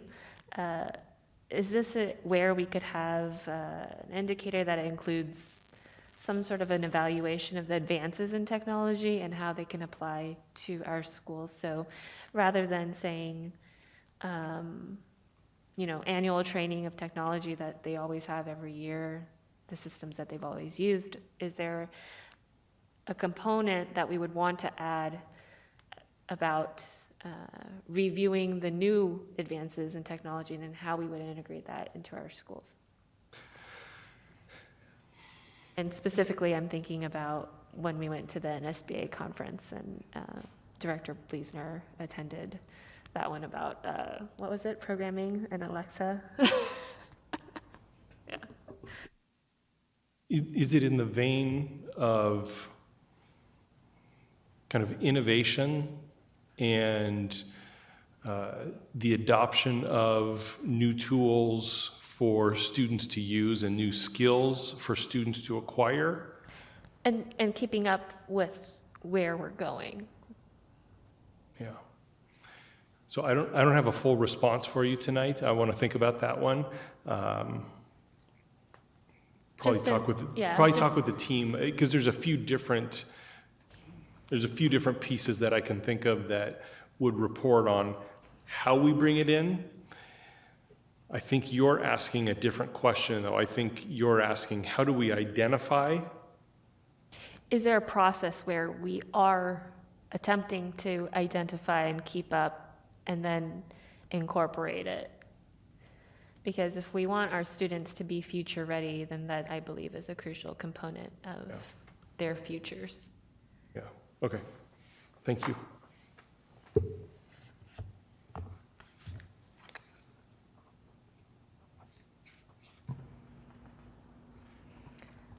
I had a few questions around 11.5, which is to assure the instructional program includes opportunities for students to develop talents and interests in their specialized areas of interest. Some of it was just clarification because I wasn't quite sure what it meant. As the indicator, we have the course selection process provides all secondary students the opportunity to select courses of interest and master schedules. At some point, it'd be beneficial to understand exactly what that means and how that is done.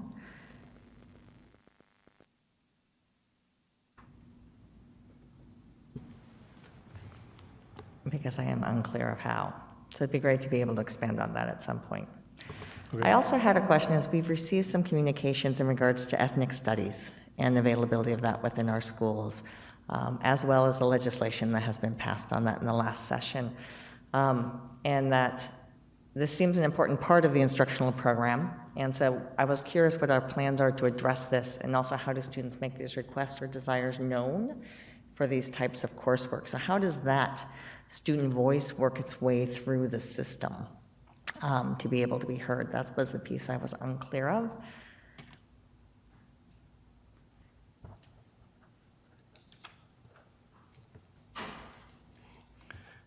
I'm documenting both of those questions. You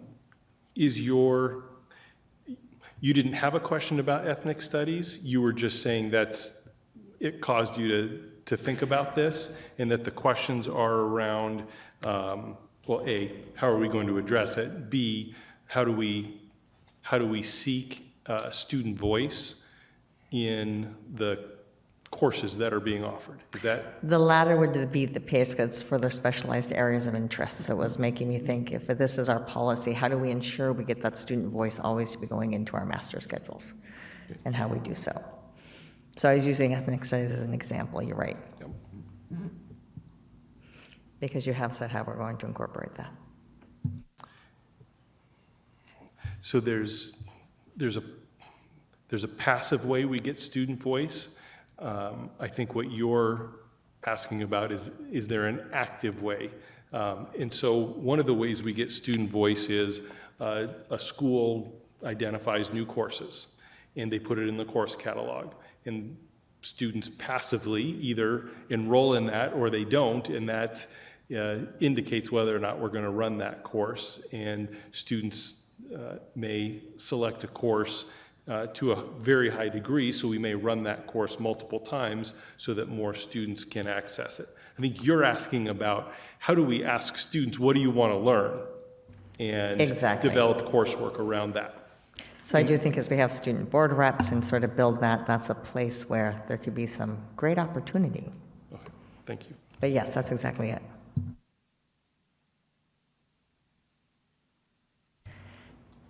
The only other place I had was 11.7. And these are more just sort of thinking about different pieces that have come out during the year. And I know as we come out of COVID, there's a different possibilities of what we could do when we were limited during COVID. I actually believe that we might want to consider a sub-policy under 11.7, or to revise it a little bit, to be more specific to hands-on opportunities and clear with internship and apprenticeships. Currently, it just talks about a high school plan, and so it's very paper-based and isn't very action-oriented from an indicator standpoint. So as I look through that, it seemed that that was a place we might want to either expand the indicator of compliance to really deal a little more with number of students actively engaged in an internship or an externship, or to be able to do a lived experience piece and bring their learning to life, as that has been something we've spoken to as part of the instructional program. And I believe you, Director Choi, and Director Stewart, saw some of those data presented at the WASDA Regional 2 meeting around number of students participating in some of those activities. So those data are available. And so if we do want to develop an indicator specific to that, those data would be available. That'd be great. Yep.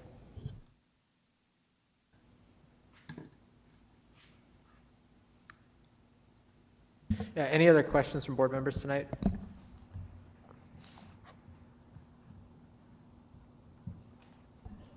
I just had a quick clarifying question about 11.8.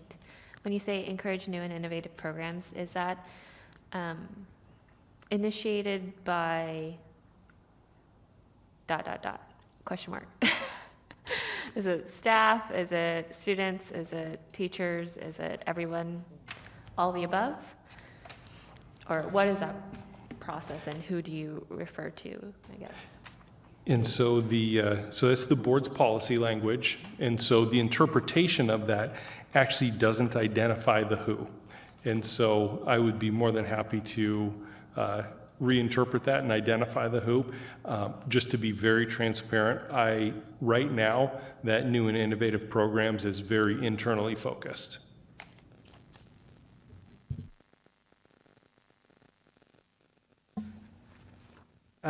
Any other questions?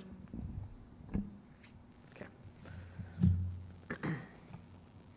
I will now entertain a motion to approve the report for operational expectation 11, that's for the instructional program, as presented as compliant with the noted exceptions of 11.6 as not compliant, but with a plan to bring into compliance.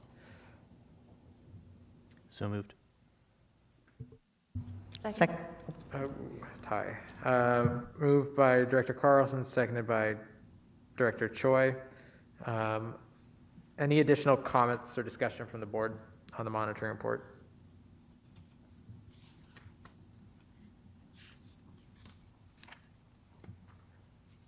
Okay. In that case, all those in, yes, Director Bleeser. Just really quickly as we go through this. So the one comment as I was reading through it is, one, I do think we have some sub-policies we want to think about through this as a board. I also, and part of that was the new and innovative piece. I'm not sure that policy is very clear. I think that was established around a very specific things we were doing at the time, and perhaps maybe we need to rethink what that policy's purpose really is and be able to go forward with it.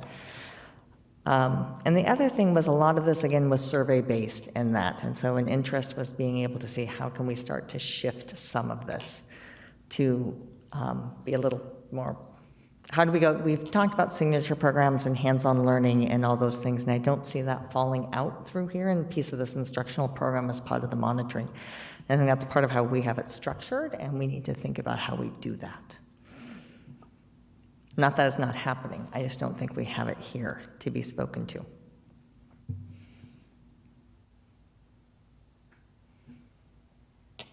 Any other comments tonight? Okay, moved by Director Carlson and seconded by Director Choi that we approve the monitoring report for OE 11 as compliant with the noted exceptions in 11.6 and the plan to bring those into compliance. All those in favor, please signify by voting aye. Aye. Aye. Any opposed? Hearing none, motion carries. The plan is for the board summary for this to also be on the June 27 meeting. Okay, the next item on the agenda is the approval of the monitoring report for OE 13, which is for technology. Dr. Holman, can you, oops, broke my binder. Could you provide a summary?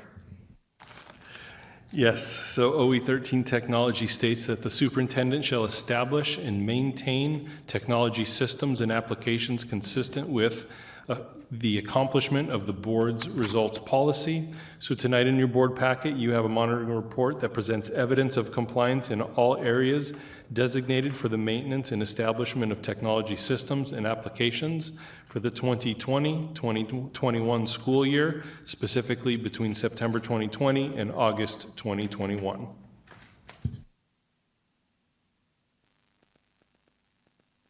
Any questions? I have one. It's okay. Director Stewart, I'll let you go first. Yeah, quick question. In order to help the students through the pandemic time, we had to do hotspots. I think that also those hotspots not only served to, we realized that there were a lot of students that geographically couldn't get a signal at home, period. That's why the hotspots really were quite helpful.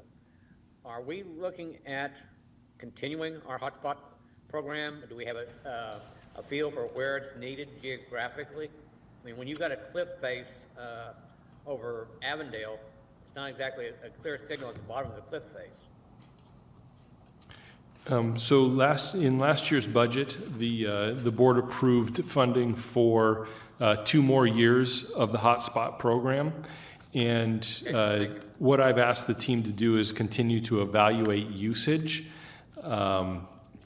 Whether, it isn't as highly used as we had hoped for. And so I also asked our technology operations team, is it about promotion? Do we need to do some specific outreach? Asked Forrest Baker to work with our equity and family engagement team, because more than likely they have connections and or would know some of the communities where families may benefit from having access to a hotspot. So it hasn't been used as much as we had desired, and so working to do some specific outreach for next year as well as we continue to evaluate it, because I think we realize, the board realizes that having access to high-speed internet really is primary for students to be able to participate and do their homework, participate in classwork, collaborate with peers, all of those things that students do off school hours, and most of the time, or much of the time, from their homes. I agree, and my point is that I'm glad you're saying that you're going to have the IT folks working with the equity folks to see if we can make sure that that audience is being heard, because that's the group that I'm most concerned about, not having the connectivity for high speed.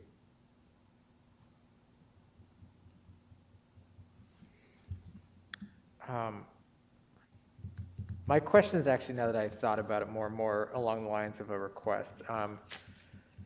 And that is, I guess, so 13.4 is paraphrasing essentially a policy that is around technology and data security for students and staff. I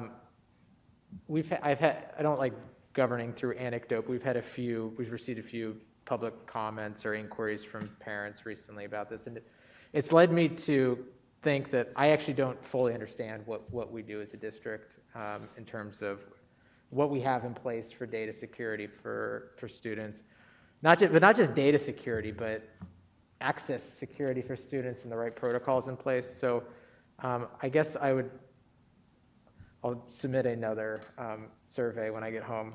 But I guess I would like, this may have been on there, I can't recall, but I would like an update, or either a program update, or I guess I would like it in the form of a presentation where we have the opportunity to ask questions, so not just a board brief about what we have in place right now. Because even as I look at this policy right now, what we have in policy right now, I don't feel that I know enough to know whether it's sufficient for our students. So, can I give a brief response, even though it won't be the full presentation? We are so fortunate to have Microsoft as a partner in this. We actually implement the same levels of security that Microsoft implements. They come on site, they help us ensure that we are set up in implementing those policies that keep a corporation such as Microsoft safe and secure, knowing that we also have similar requirements and actually at times elevated responsibilities because we have young people and the rules around young people, their access to content, their access to data and information, and then the protection of that is different than what Microsoft has to implement for their employees. And so this is something the team is always working on. It's not a point in time and then we're good. They are constantly working to enhance this. But they also are working to make sure that our students and staff have very good access to the tools. And one of the questions that we've been grappling with over last 4, 5, 6 years is the concept of single sign-on. And when you think about a 5-year-old putting in a relatively lengthy password that meets a whole bunch of different criteria, it actually is a reason why a kindergarten teacher may choose not to use technology because the difficulty. And so the team is working through adopting a single sign-on platform right now so that, yes, our youngest learners, but really all of our learners have easier access to the tools. But they have to do that in a manner that maintains that high level of protection and safety and security. So yes, the team would love to come and present on this because they're very proud of their work, but they are diligent about maintaining this as well. Thank you. Any other questions from the board on OE 13?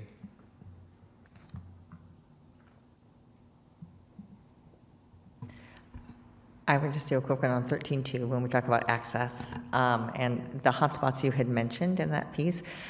There are other, knowing that the hotspots aren't the only way and that it seems that that isn't necessarily, but we do know that internet access is going to be vital as well as speed for our students and families to be able, not just, right, our families access skyward, and this is the way teachers communicate as well often in what we do. So it is sort of vital that we ensure that there is access, and if the hotspots aren't it, have we looked at other ways in which we ensure a more wide network of internet options? I know of places that they partner with a city and be able to set up a net that can go out and so students can sign on across that way. So there's different methods being used. Are we looking at those? I know our technology operations team has considered, I'll say, that's probably the right word, a number of different options. Have we then taken the next step to see if we want to bring it to fruition? We have not.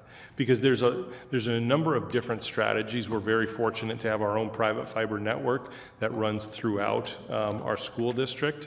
There are many entities that are jealous of our fiber network, and so we're also proud of that. But it gives us potentially some different options to consider. And so, yes, we've considered those. There's costs associated with that, but I wonder with some of the different grant programs and federal monies that are available for high-speed internet, that could be an opportunity for us to use those grants to accomplish a goal such as this. That would be great, because this just seems to me as a key one to be really looking to 100% access for families and students. So not just on our property, but at their houses.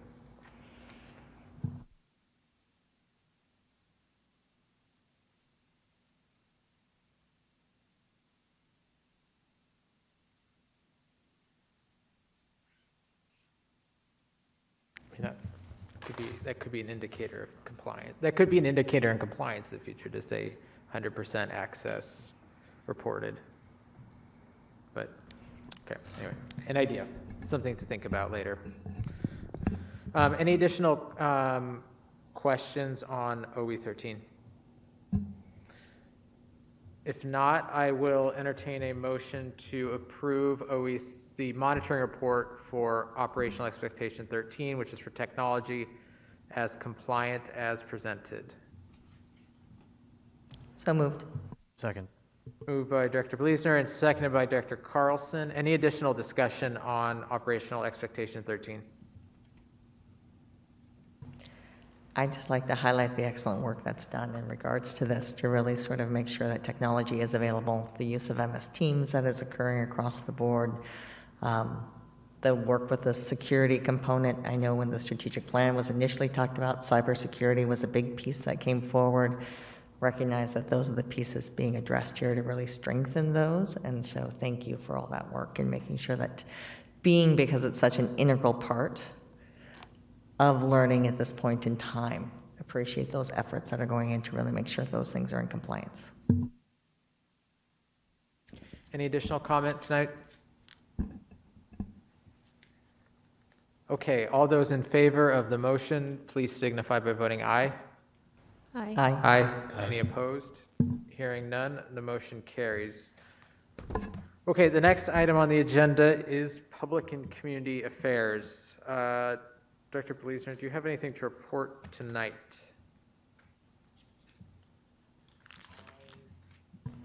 I do not. Okay. Does anyone else have anything they would like to add to the Public and Community Affairs section of our agenda for tonight?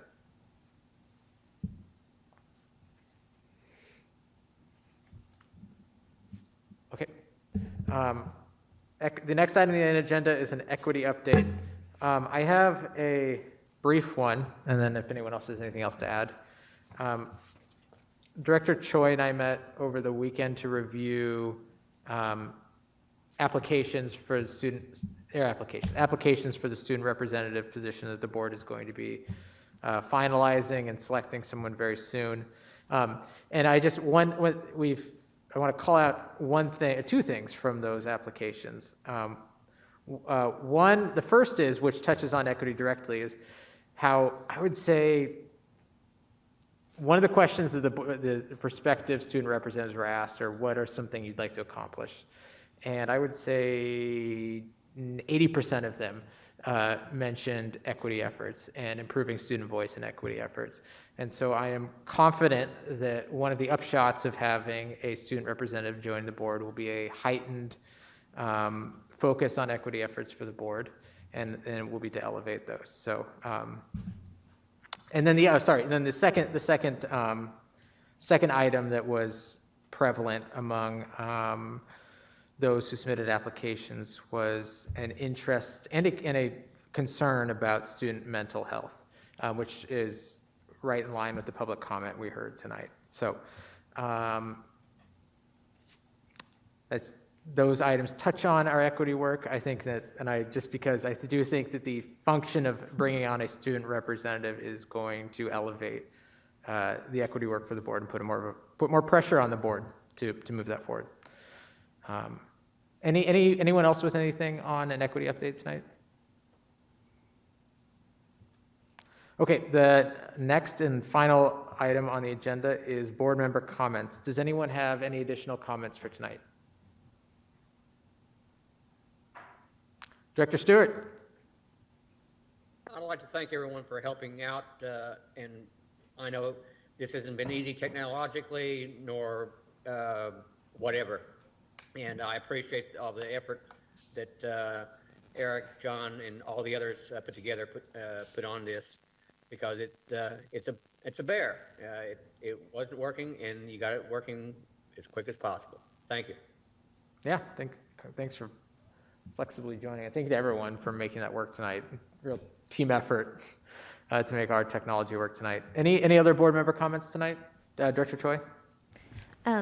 I would just like to say that I had the privilege of attending the ENAP graduation ceremony this past weekend, and it was my first graduation event as a board member, and it was such a privilege. I've never attended an event like that before, and I would really like to thank Mary Wilbur for the invitation and for the opportunity to participate.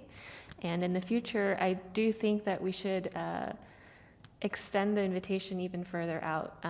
There were so many other school districts represented at the events, and I'm sure that other superintendents and board members would also benefit from attending. So thank you. Excellent. Comments tonight? Okay. The board plans to meet next on June 21 with a so that's a Tuesday, right? That is a Tuesday, slightly different than the regular schedule.